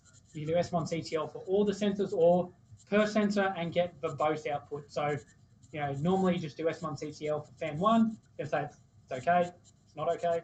If you want to know fan speeds and all that kind of stuff, do it with the -V. This is just an example of S1CTL for all of those sensors and fans and things like that. There's a JSON output too that you can use if you're automating against it or something. PWMD, like I mentioned, is the controller for the fans. It doesn't read fans, it controls fans based on the data it gets from S1CTL. And because Linux, you can tweak these things yourself. If you run a really hot environment or go outside the manufacturer specifications, things like that. Sensors, like I mentioned, is the standard Linux command to check these things. It is all represented back in Linux. This obviously works on a server as well. Most monitoring tools that are Linux-based check this, not obviously the Cummulus specific things. LED Manager Daemon.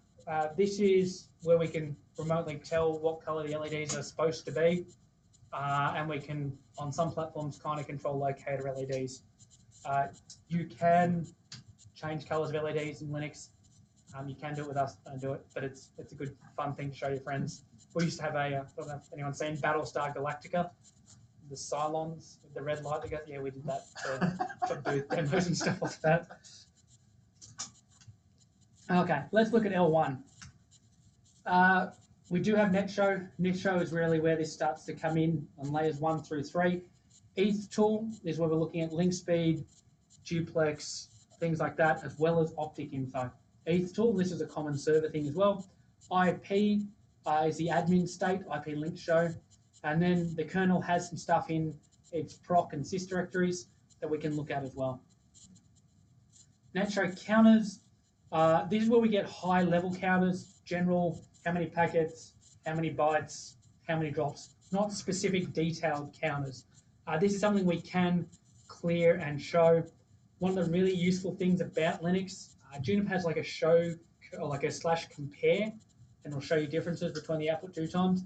Watch in Linux, it basically runs the same command over and over and lays it on top of each other. So it's like seeing the counters turn over live. With the -D, it also highlights that as well. So watch -D for counters. It's really, really helpful. Just do watch, then the command that you're after, and it'll keep overlaying it by default every 2 seconds. ETH tool, standard Linux tool to query or control L1 interfaces. You can see here the advertised link modes, our current link mode, our current link speed, duplex, and all that kind of stuff here.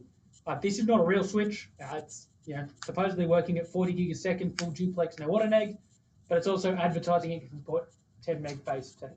So this is a virtual switch, and we've sort of taken that output. But on a real switch, you'll see on a 10-100 1000, 10-100 1000, on a 40 gig port, 40 or 10 as well.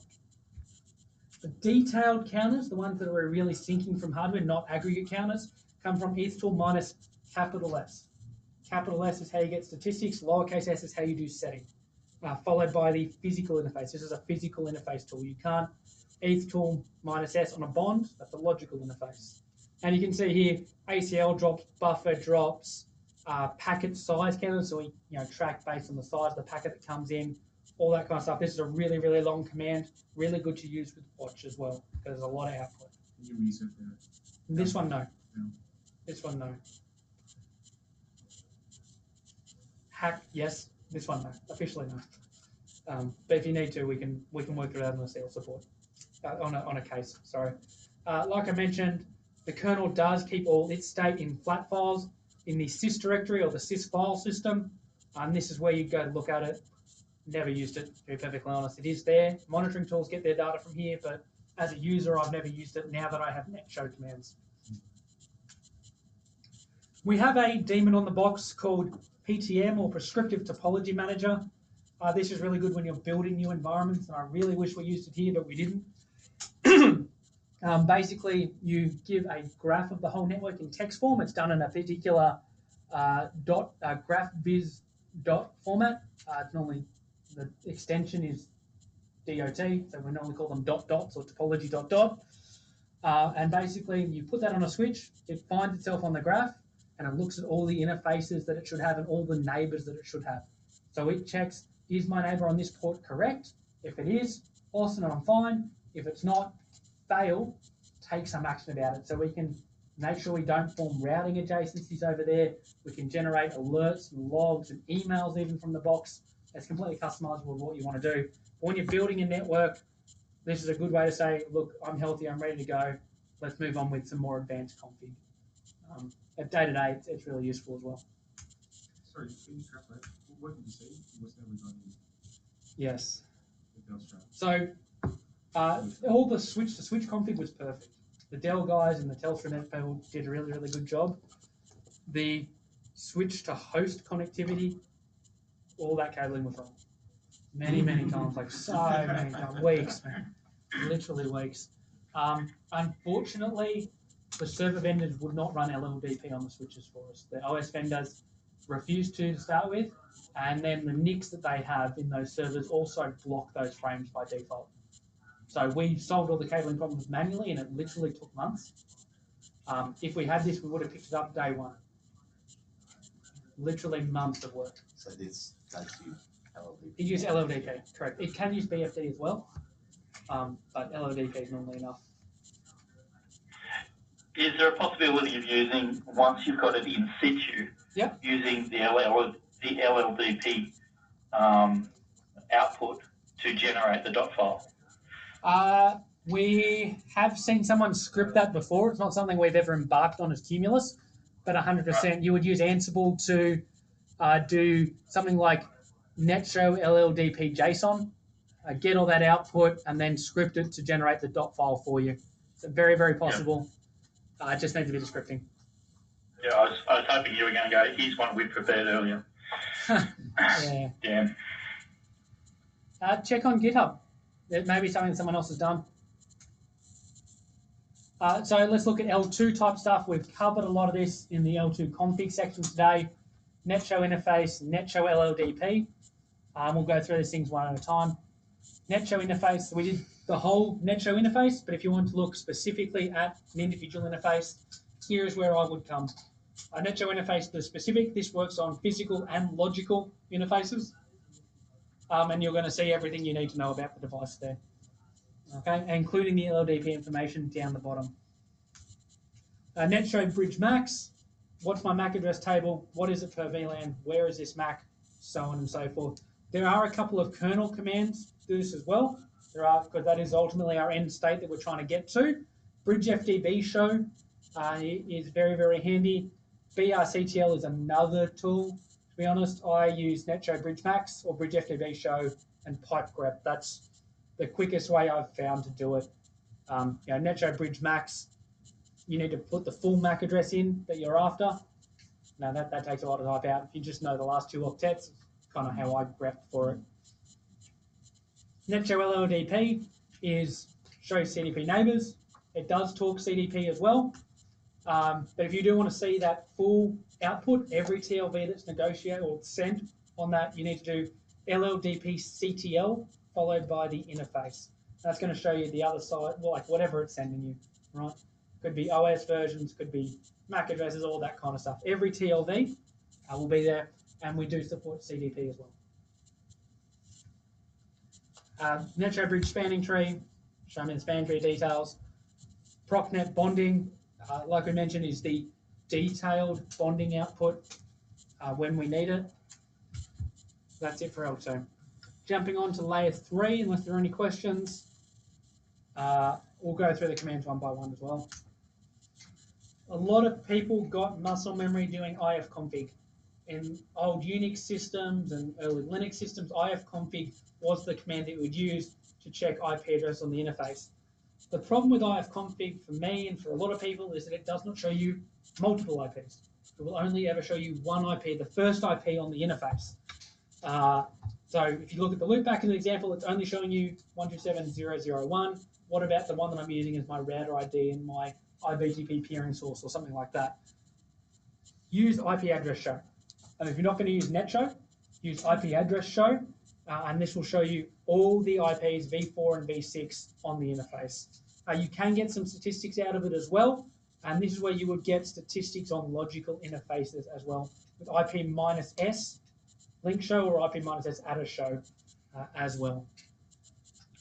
IP route show, we're going to poll the kernel directly. What is your routing table? This is not a longest prefix match.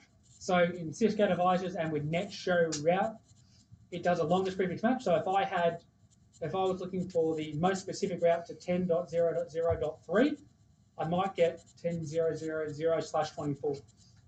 The kernel routing table, from a command perspective, doesn't work like that. It still does longest prefix matches, but the command only does exact match. So if I had 10.0.0.3/32, it would pop up. If I did 10.0.0.0.3 and I only had .0/24, it will not show it. That doesn't mean it won't route it. It is there. Please use net show route. Long story short. Ping is ping. We're all very, very familiar with it. By default, pings run in the default VRF. If you have multiple VRFs, you need to do minus capital I, then the VRF name to run it in that VRF. We have another thing on the box called fping. Basically, you feed it a list of IP addresses. It pings all of those IP addresses and reports back. Good for basic connectivity for testing on first network build or something like that. Traceroute is traceroute. Again, runs in the default VRF, so you need to specify it if you're doing VRF Lite or something like that. We can also, it by default sends one query. We can get it to send multiple queries to check ECMP paths as well, to hopefully generate different hash results as we go through multiple spines or whatever. L4, we do support ACLs. We're very, very flexible on ACLs, although data center grade hardware is not the biggest in ACL scale. We use standard Linux net filter syntax. So IP tables, IP6 tables, EB tables, all that syntax is the same. The tool that we use is CLACL tool, and we basically write rules into files and then parse the files and put them in the kernel. There is NCLU commands to help you do this. It doesn't do everything ACL based that you would want yet, so I still personally use the rules files and edit them manually to make that work. In order to see all the ACL rules that we've got installed, the CLACL tool minus capital L, then we can break it down on IPv4, IPv6, or L2 based rules. We get packet counts, we get byte counts, and so on and so forth. We do have some ACLs installed on the box by default for control plane policing. Basically, we prioritize things like spanning tree BPDUs, BGP updates, and all that kind of stuff. Deprioritize pings so that we never have resource contention for the important stuff. So you will see about 50 in the box by default. We do have TCP dump on the box, and we can do this on physical ports and logical ports. The caveat is this is for only things going to the CPU. If you have a packet that comes in swap 1, it's supposed to be routed out swap 2, you will not see it.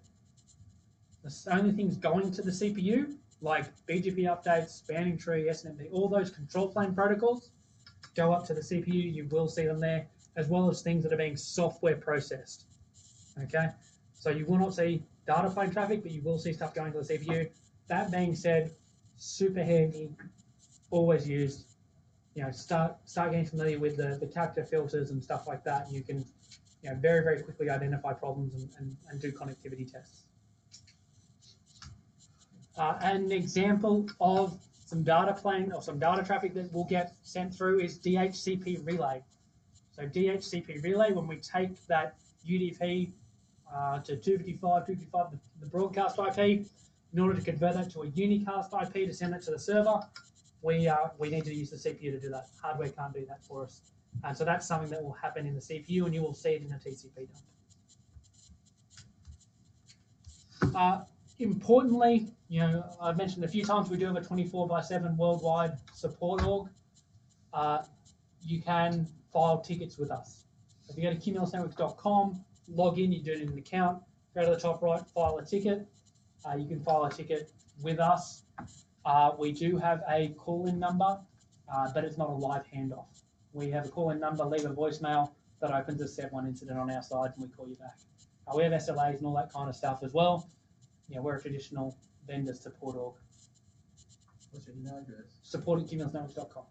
If you email support@cumulusnetworks.com, it'll go there. It'll open a case for you.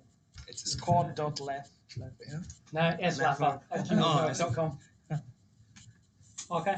We do have a support bundle, like a show tech, except a bit more Linuxy. It's called a CL support. We grab all of the logs, all of the config, and a whole bunch of dynamic state information, put it in a tar file, compress it, and make it available for you to download off the switch. You don't need to screen scrape and all that kind of stuff, log your party session, none of that. It's a file that you download off the box. Whenever you open the case, they're always going to go, can you give us one of these? Because we want a baseline, want to know what you're about. So when you open the case, supply one of them anyway. How big is that file? Depends on how many logs you have. What's running on the box? Normally, like if it's a brand new box, it's going to be a few hundred K. The biggest I've seen them is 15 meg, and that was with 2 years of uptime and a core file. So we have a 20 meg upload limit via our case tool, but we have an FTP server. You can put bigger ones in as well. The log files. Sometimes it's troubling trying to get a file from one network across 3 different ones. I understand. Upload it, so, Yeah. Screen dumps easier sometimes if it's not that big. Just automate it. No. I understand that. It's one of the operational challenges in large enterprise. So you can normally use things like SSH tunnels and SCP it through, or things like that, or you just have to multi-hop copy, unfortunately. Like I said, in that there are core files, all the configs, all the logs, runtime information, system information, as well as what caused the CL support to be run. We do generate these automatically sometimes. A process crashes, high temperature, high CPU, low temperature, some things like that. We'll automatically generate one and alert you on next login that it's there to be uploaded to us. Okay, that's basic troubleshooting. What I want to do next is talk about NetQ, which is a tool that Cummulus came up with that's designed to help network operators troubleshoot. Yeah. Any questions on any of that basic stuff? Anything you think you wanted to know? Really? Cool. Is this the last chapter, or we're going? 2 more. Yeah, you got image management, how do you do upgrades, and then I want to talk about VXLAN. All right, NetQ.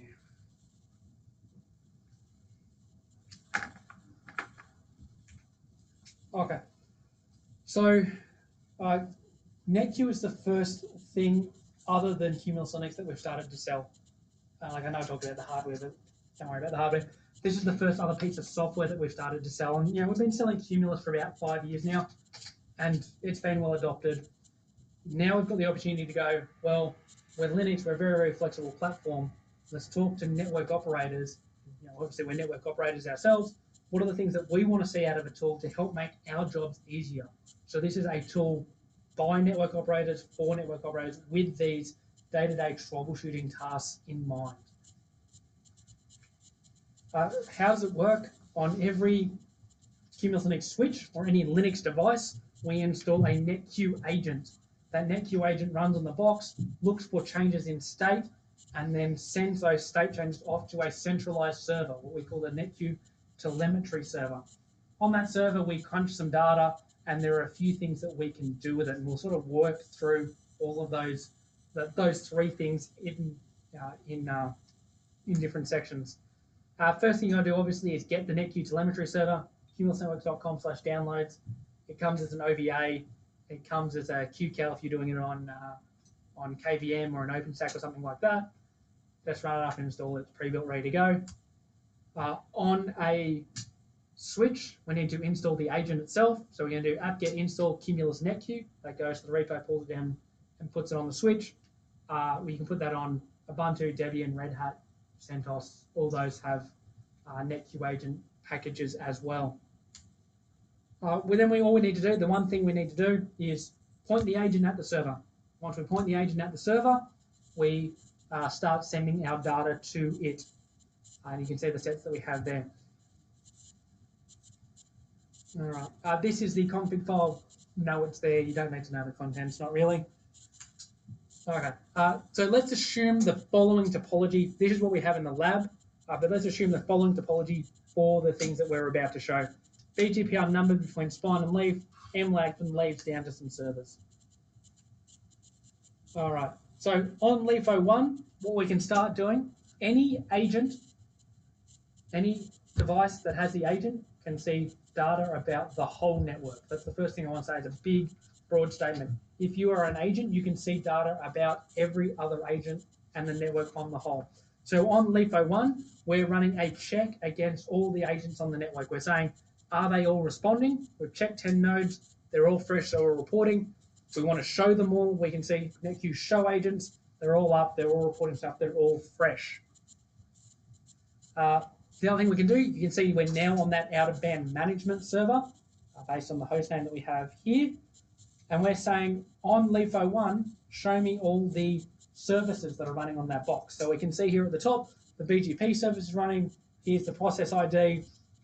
It's been up for 1 day for 9 minutes, and that last changed back then. We can see that on the whole box from a remote device. Right. So let's look at 3 workflows. First is the preventative workflow. What we can do from any node is query the state of the whole network. So again, we're on this centralized server. This command here, netq show BGP, show me all of the BGP neighborships in the whole network. Are they running? What are they between? What's the ASNs? How many prefixes are received? How long have they been up for? So we're on a centralized server. We've queried every node and said, tell me about your BGP neighborships. It's all here and available for us in a place for us to see. One of the other things you can do, given that we're streaming all of this data into a centralized server, you guys have all been in that situation where you're tracking a packet or tracking a particular flow between routers, right? Show IP route, the destination's via this prefix. Where's that prefix from? What's that IP address to that router? SSH to that router. Repeat, repeat, repeat, repeat. If we know all of the routes in the network, we know where they originate from. So what we can do is we can do show me the origin of this route. Cut down all of that middle work that you have there and go straight to that destination. Okay. So in this case here, we're showing the origin of all routes, but we can do this per prefix. So if I want to know, I'm on LeafO 3, but I need to know how do I get from, where did I learn this one from originally? Show me that prefix, where did it originate from with netq show IP route origin and the prefix as well. There's a whole bunch of netq show stuff. So we can show BGP, show routing, show interfaces, show sensors, all of that kind of stuff. You can see the stuff that we have there. Any device, anywhere, anytime, you can see it about the whole network. We also have check capabilities. So like we saw with the netq check agents, we can check the health of all the BGP instances that we know about in the network. So we've checked 10 nodes, we've checked 16 sessions, none of them have failed. That's a big green tick that routing's probably not bad right now. Okay, netq check BGP, netq check services, all those kind of things. We're starting to get instant health anywhere in the network. As an example here, say the link between Spino 1 and LeafO 1 went down. If we do netq check BGP now, we're going to see 2 sessions down. And we can see why they went down in the reason field. We do export this data and it can be picked up by an alarming platform as an example. So we have JSON output for that as well. The other thing we can do, given we have all that routing information, is we can logically trace the path between 2 endpoints from anywhere. So once again, we're on the server. Without logging into any device, we want to know how we get from this IP to this IP. In this particular case, we're going from server 3 to the SVI of VLAN 10 on LeafO 1 and LeafO 2. And we can tell you the paths that it could take. So this is an equal cost network. There are multiple paths, and we see that all broken out here for you. How would I get from here to here? I haven't even logged into any of the devices, and I know that information. Okay. The other thing we do is we do a bit of analysis on there. We check the MTU across the whole way. If the MTU is inconsistent, we highlight it for you there as well. Things like that. Just for reference, we do the same thing for L2. How do I get from this MAC to this MAC in this VLAN? Same thing. You do a remote MAC trace as well. Absolutely. And it will identify loops for you too. So that was the preventative workflow. We can dynamically check things as they happen and anywhere at any time. Let's look at sort of proactive. It does alerting. If we see something go wrong, like as networking people, we know when BGP goes down, that's probably a problem. We know when the link goes down, that's a problem. If the server stops, that's a problem. We can export that data and alert things like Slack messages to alarming tools like PagerDuty, Splunk. There's a whole bunch of things that you can export out as alerts. The last thing, and this is my favorite thing about NetQ, is the diagnostic capability. How do I root cause things that have happened? And that's a big part of our jobs as operations and support people.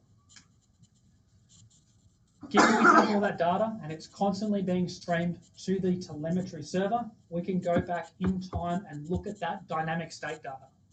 Now, we're going back in time, the only thing we have are logs, typically, right? We can see that this thing logged this thing, but that doesn't tell us what the state was at that time. I may see an interface go down, but that doesn't tell me what happened to my routing table at that time. That information's just gone into the ether until now. Every state change, dynamic state change on these boxes for MACs, for routing, for neighborships is tracked in time. That means we can go back in time and tell what the state was at this point in time. We've all had that call where someone calls in, 10 minutes ago, this was stuffed, it's fine now, what happened, give me the root cause, okay? And we can now go back in time and say, well, 10 minutes ago, this interface down and this route was going this way, and we can know if it goes that way, it gets black holed into something. My favorite thing with this kind of technology is proving it's not me. Proving it's not the network. You can go back in time and say something like, 5 minutes ago, your NetQ trace said you could get from here to here in these paths. That's still identical. That's not a network problem. Go look somewhere else. Okay, so that's NetQ check around 5 minutes ago. We can see what things were like in the past from a check perspective, from a show perspective. We can also see changes between times. So, say you got that call between now and 45 minutes ago. What are the state changes that happened in my network? We can see the routes that change, the MACs that change, the services that change, the neighborship that change. All those dynamic state changes that may or may not be logged or involve a whole bunch of log correlation can just be instantly shown to you on any box at any time. Obviously, this extends only a certain amount back. That depends on how much memory is in the server. This is an in-memory database. The more RAM you give it, the more time you can go back in time. But with something like 60 gig of RAM, you're going to get like 4 weeks out of a medium-sized network. So, like we mentioned, visibility anywhere, anytime. And one of the other things that this enables, historically, if a server team wanted to validate their networking, they needed to have access to the network. That's a big no-no from most operational policies, right? You don't know networking, you don't get onto my device. Now that we can query network state from anywhere, as long as it's an agent, you can now open that up to the server team and go, here you go validate your stuff yourself, stop blaming me. Anyone, anywhere, who even if they're not networking people, can validate their own networking. Like I mentioned, this works on servers as well, so people can do server-to-server traces. We're talking like quite powerful technology there. It supports containers. We can do container-to-container traces, server-to-server, VM to VM, depending on how you implement it. That is NetQ. Yes, they have. Yes, they have. It's pretty cool. It is cool. Look, I'll be honest. Oh, sorry, Dave. Did you want to say something?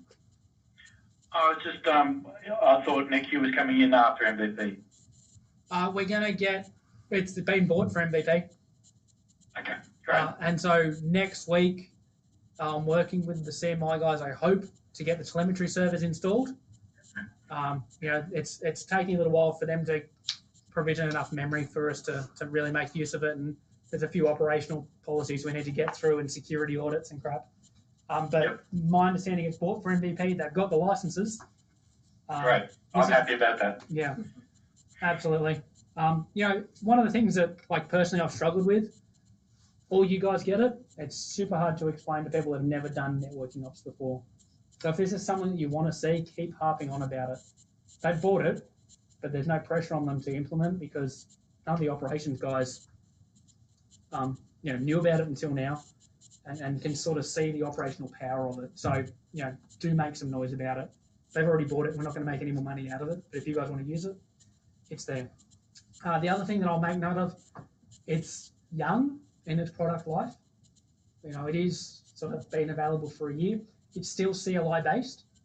We will get a GUI, and that sort of helps people conceptually get it a little bit easier. If there's a GUI, you can say, click me here to here and show me the stuff. So we will get a GUI. It will be there, especially for like L1 and server guys. But it is CLI based right now. Tab complete, all that stuff is all there. But just remember, it is CLI based. Is there a REST API? Not yet. That's the next thing around GUI time as well. There is ways to query the database. It's a Redis database, and you can go query it directly. We do also have something. If you check the docs for NetQ, we have an SQL-like query language, and of course, all the commands support JSON output as well. So you can, screen scrape the JSON output, and then import the JSON output as well. Right. Is this thing run on a server or The agent or the telemetry server? the telemetry? The telemetry server is a VM. You can deploy it as a single VM or 3 VMs and run it in HA. And we ship it as an OVA or a QCOW. So depending on, obviously, your virtualization platform. It's a VM, so you can always give it more memory and stuff like that and vMotion it and all that kind of stuff. It's not a physical appliance in any way. Yeah, because the database will run in memory as long as these things don't need to be patched every day like some of that stuff. You'd lose 4 weeks worth of data every time it's rebooted. Yeah, you can back up that data, and we do run them in a HA, like a trio, so you can kind of keep some persistence on it. But yeah, you generally back up the data, reapply the data after an upgrade. Okay. Cool. That's NetQ. There is a lab on it. Let's just spend 10 minutes, play with it, run some of the commands yourself, have a bit of fun. I'm going to get some water. Then we'll talk very, very quickly about image management, just how to upgrade, and we'll do VXLAN in the afternoon, the last thing for the day. So this is last lab. There are a whole bunch of other things you can do in there. There's 9 or 10 labs. Feel free to do them at your convenience, but have a play with NetQ. The only things I'd suggest you do is 7A, run the CL support, know how to do it, then just do NetQ.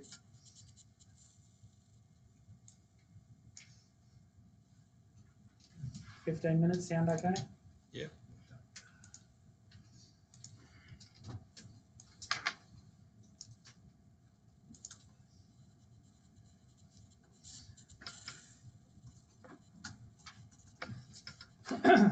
Seven A, thank you.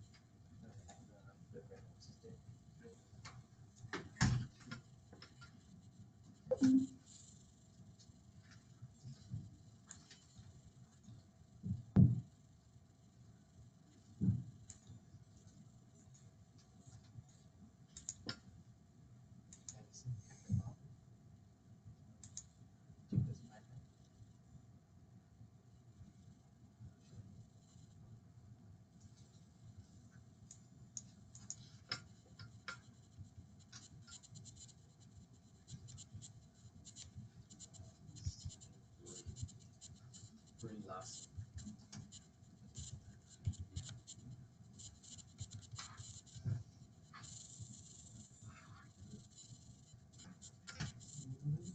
Apparently she's the strongest city in the market.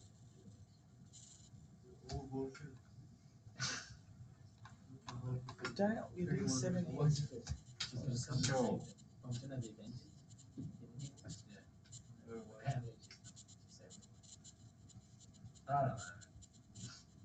It's like It would be fun of that, yeah. not a big one. No, 7B is not like 7B is for troubleshooting using it. Yeah, I think 7B is what we're going to do. So we're doing 7A at home, isn't it? Oh, I don't do it at all. Oh, you lost your connection. Yeah, no internet. 7B, guys, not 7A. 7A is a troubleshooting lab. 7B? Yeah. 7B is what NetQ. Still old man. to 7B.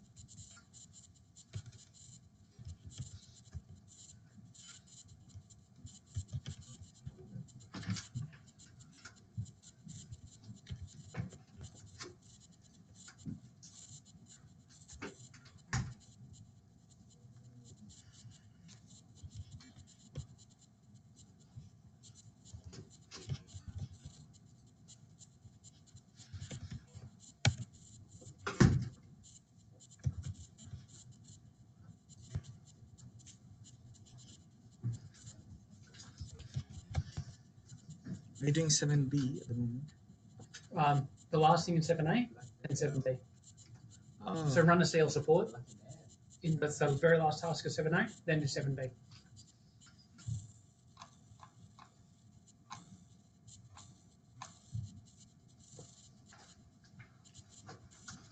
okay.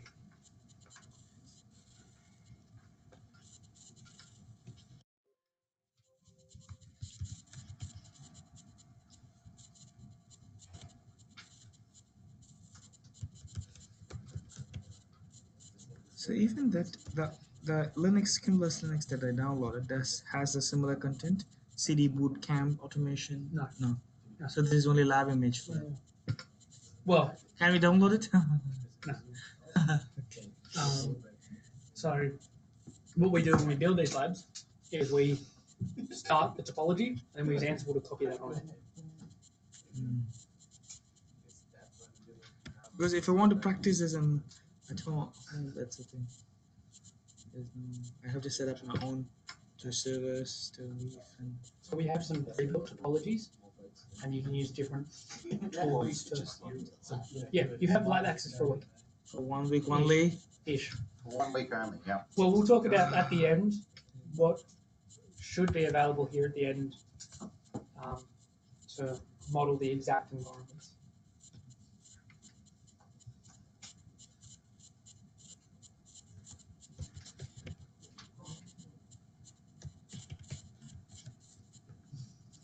So that NECU check MPU, Mm-hmm. so it just says 10 nodes checked. Does that mean the MPU is set the same on each? Probably. Yeah, I'm not sure. Sorry. I only turn to it in times of need. Yeah. In my job, right? It's not something I'm not monitoring it like every day. I only turn to it in times of need. And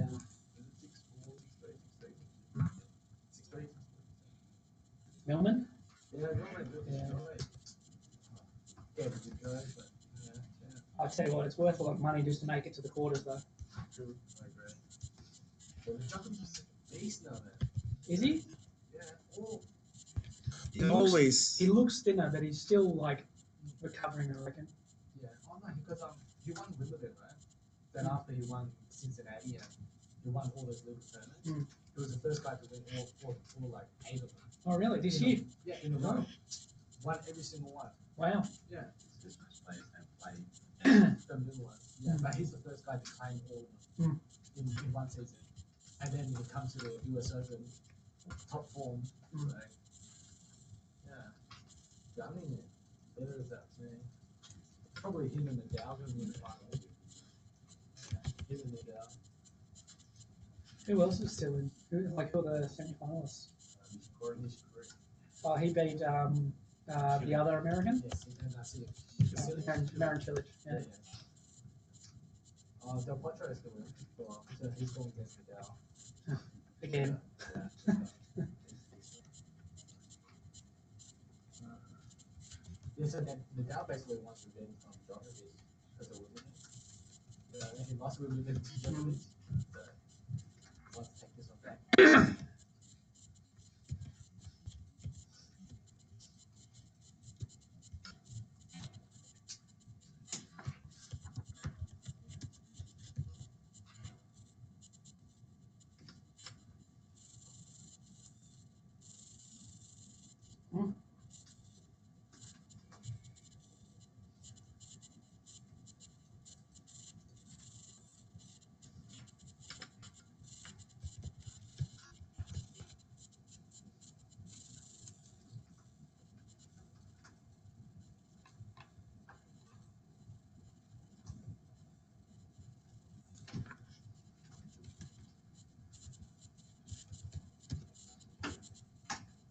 5F. So if the NFU agent is installed on a unit-based downside, Yeah. we would have access to query all the cell works back and Mm-hmm. And what's your guy versus my guy? Yeah. Jump on his one? Yeah, you got Joker, yeah. So what sort of thing is this?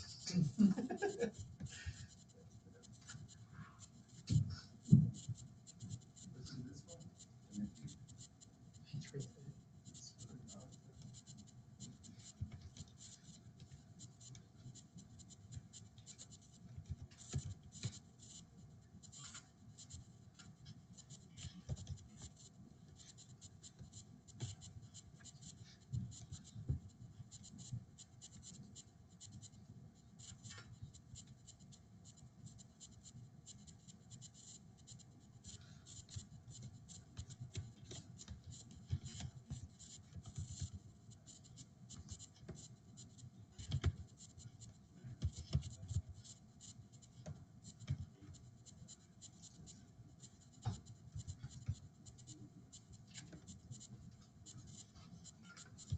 How are we going on NetQ? Everyone generated sales support, played to NetQ. Ish.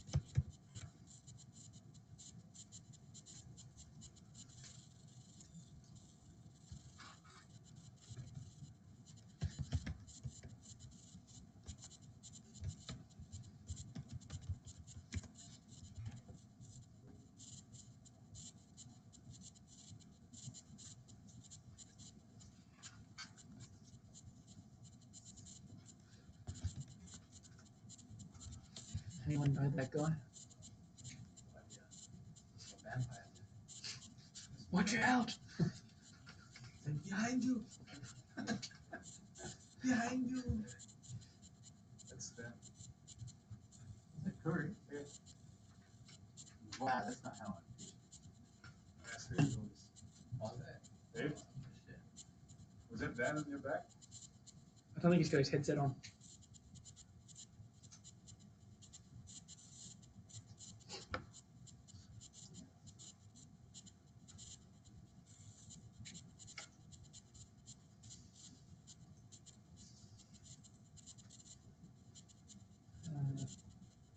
Civics.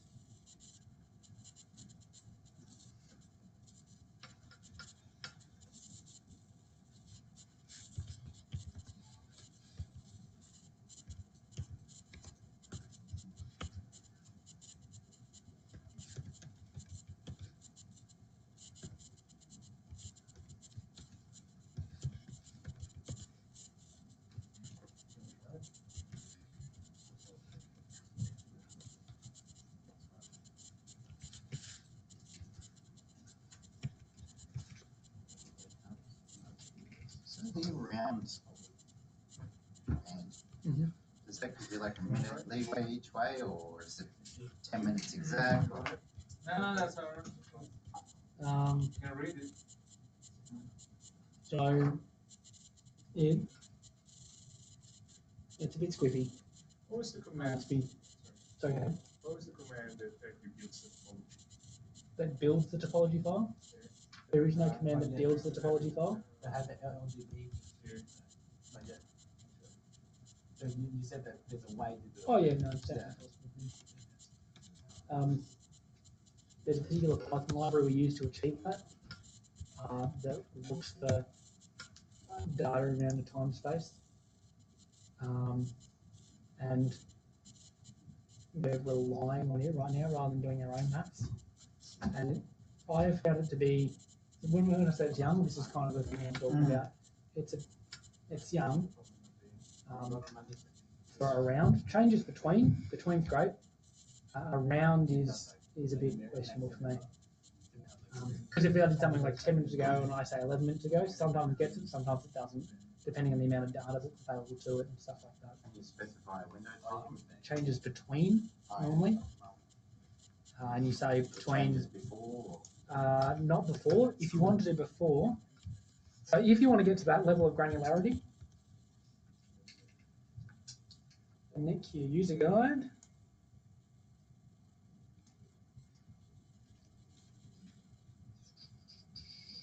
Or is there like changes for today? Not quite. This is what I would use and have used for this purpose. So we have a query language where those sort of human commands don't work or not appropriate, or you want like really specific data. You can use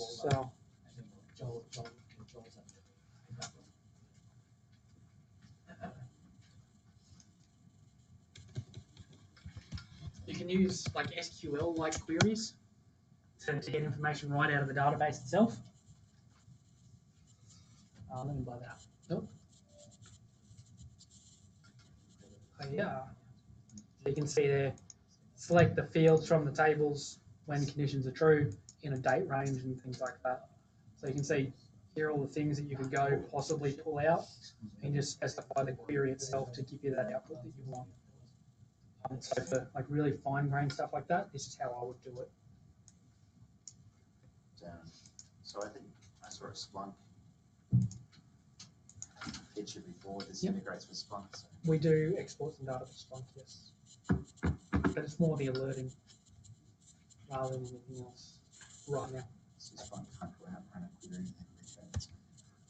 Probably could, but it needs to be extensible on Splunk for it to do it, and we don't have a REST API yet. So it needs to log in, screen scrape type thing, or log in, execute the query, log out.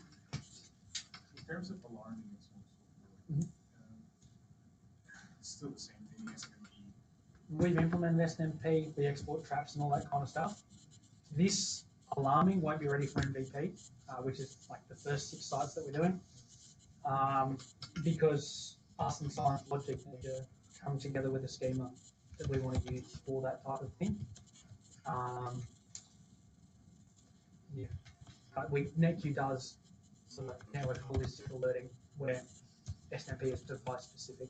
Like there's a bunch of Linux tools that we can use on there, but right now it's just SNMP. And then this is going to be used as a troubleshooting tool rather than an alerting tool.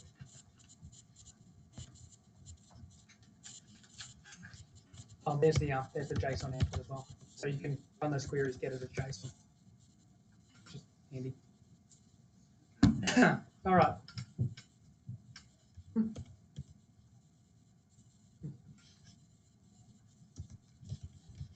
All right, let's quickly talk about upgrades, and then for the rest of the afternoon, we'll talk about VXLink. This is not something we normally cover, but it's used pretty extensively in this deployment, and it's something that's worth touching on. Okay, we talked about the binder images that we had earlier today, and we didn't really touch on Cummulus versioning. We have like a 3-digit versioning system. We have a major, minor, and maintenance release. So the first one's a major. When we go from like 2 to 3 or 3 to 4, we're going to be changing big things about the system. We're changing the kernel version. We're changing, when we went 2 to 3, we changed from service whatever restart to system CTL, whatever. That's a big Linux change. And when we go from 3 to 4 at the end of the year, changing the kernel version again, changing the file system that Cummulus runs on. It's big changes like that, as well as a whole bunch of new features and platforms and the like. The minor release feature increases, so we'll add a new BGP knob, a new platform, or something like that. There's going to be a new feature. We go, right now we're at 3.6.2, 360 was the first one of the 3.6 feature release. And then we had 3.6.1 where we fixed some bugs, 3.6.2 where we fixed some more bugs, and that's where we are right now. We tend to release the maintenance releases as we need them. That's kind of a frequency of 4 to 6 weeks ish. And if you guys do ever hit a critical bug with no workaround, something like that, we'll give you a package to install as soon as we possibly can. We're a package-based system.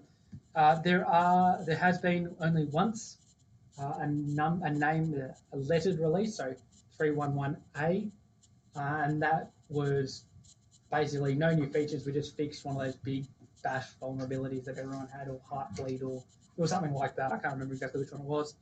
And the image name itself, obviously, we talked about the differences in the Broadcom versus Mellanox silicon and the processor type as well. So we are a package-based system. Like all Linux distributions, we have a kernel, and then we have a bunch of packages on top that make up the whole OS. So we have a Cummulus package repository. This is all the ones that we ship with by default, plus some other ones that you might want to install that we commonly see installed.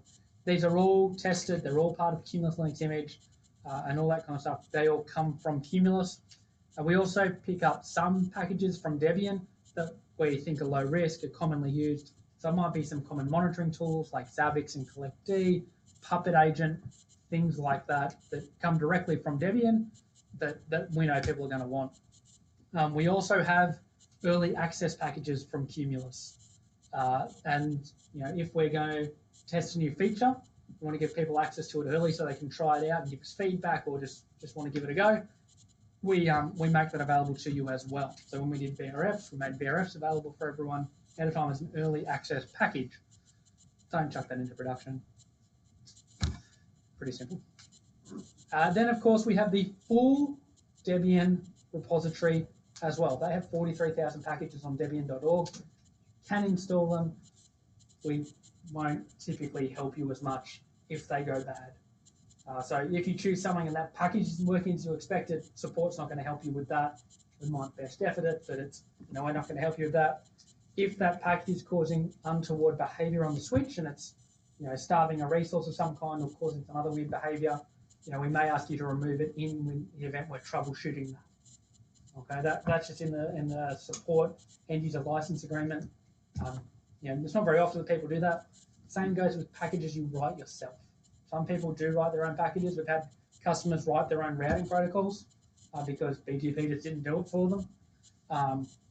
And so, you're kind of not on your own. We'll help you as much as we can, but in the event that it's affecting core system functionality, we may ask you to remove it. Like most major Linux distributions, we're going to have extended support, ESR, Ubuntu and Debian call it LTS releases, the long-term support. Basically, we get trained to a certain point where we're happy with it, no new features, bug fixes only. For the 3. train, we're going to take it to that in the next 5 to 6 months. No new features in there. 4 becomes a feature-based release. It gets all the new things. Eventually, 4 will get capped when we start 5 and all that kind of stuff. So right now, Telstra's running on the feature-based release. We're running latest and greatest because that's where 100 gig is and that's where all the features that we want are. But it will get capped at a certain point, just like other major Linux distributions. We can do a package-based update. We do this using the apt-get suite, the aptitude suite that you see in Ubuntu and Debian. Software exactly the same. We update the package case using apt-get update, and then we can upgrade the packages to their newest versions with apt-get upgrade. It will restart services as needed. This is not an ISSU. All right. When we're looking at upgrading Cummulus Linux on a box that's running, we do have that package-based upgrade. There are some good reasons to do that. You don't have to reconfig the box. All your config states on there. We're just taking the libraries underneath, rolling them over to a new version. Anything you've installed will continue to be there, and you can upgrade those packages individually. If we had a bug fix in Zebra that you guys needed, and we give you a new FRR package, you can just install that over the top. Obviously, very, very flexible there. If you do a full package-based upgrade, though, it can be a bit difficult to roll back, not impossible. Just keep that in mind. We can, of course, reinstall the OS entirely with the new version. All your config data, all your stuff gets wiped, but because you're automated, that's not a huge thing. If you're doing a significant enough upgrade, it's about the same time, to be perfectly honest. It can be sort of 10 minutes to download all the packages, install and extract them. It can be 10 minutes to reinstall an OS and reprovision it with automation. Case-by-case basis that you'll work through as you actually start upgrading Cummulus Linux devices. We do have snapshot capability on the box. So we can take a point-in-time capture of the file system at the file system level a snapshot, and we can compare differences between snapshots on the system. We can also roll it back to a previous point in time. That normally requires a bit of a reboot. We do take snapshots automatically. Every time we do a net commit, we take a snapshot. So you saw this net rollback. Those are actually snapshots you can roll back to config files.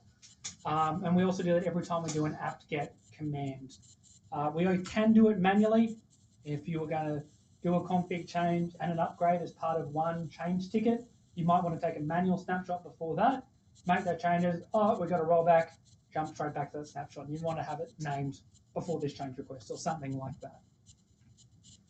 To look at all the snapshots that we do have, sudo snapper list, the tool to do this is snapper. And you can see where, when, why, based on the description on the right. We can compare snapshots. So if we look at snapshots 6 and 7, what files change, added, deleted in those times. In this case, we can see Etsy network interfaces change between snapshot 6 and 7. What were those changes? We can use snapper diff, and just like NCLU, we see the colored changes in those files between those two snapshots. So again, we can see life cycle box of the box on the box. We can do things like undo changes. So for a particular file, we're not happy with how it is now between 6 and 7, let's roll back that change. We have that capability to undo changes to specific files without rolling everything back as well. And we can, of course, roll back the entire file system to a point in time. Recommended that you reboot after that point, especially if you've changed packages and things like that. You would need to roll back, especially if kernel versions have changed and stuff like that. Some things we don't capture in a snapshot, and they're kind of common sense. We don't want to put logs in a snapshot. The last thing you want is you're going. Oh crap, where did my logs go? You don't want that to happen. You want to have logs consistent throughout the whole time. Same with support files. Same with used data in home directories. Images, upgrades, happy, boring, reference it when you need it. Our user guides are really good for that. It's one of the things that's really quite different to Cummulus and all the other guys. You either ISSU or you change the binary and reboot on every other device. Obviously, with us, we've got a whole bunch of flexibility being Linux. That being said, we don't do ISSU just yet. It will come. But with automation and these smart networks, it's not often a thing. You just route traffic around the box that's going down. Okay. So the last thing I want to cover today is VXLAN. This is heavy. Who's heard of VXLAN before? VXLAN. In Juniper, the orchestrator creates a tunnel using VXLAN. It can. It doesn't. They're doing other tunnels, but yep, that's exactly one thing. NSX and some of those things use VXLAN to do host-to-host tunnels. ACI does VXLAN and things like that. It's the standard overlay technology that the industry has really come around to. So firstly, what we're going to do is we're going to talk about what is VXLAN, and then we'll look at a control plane for VXLAN. Both of these are in use in this network.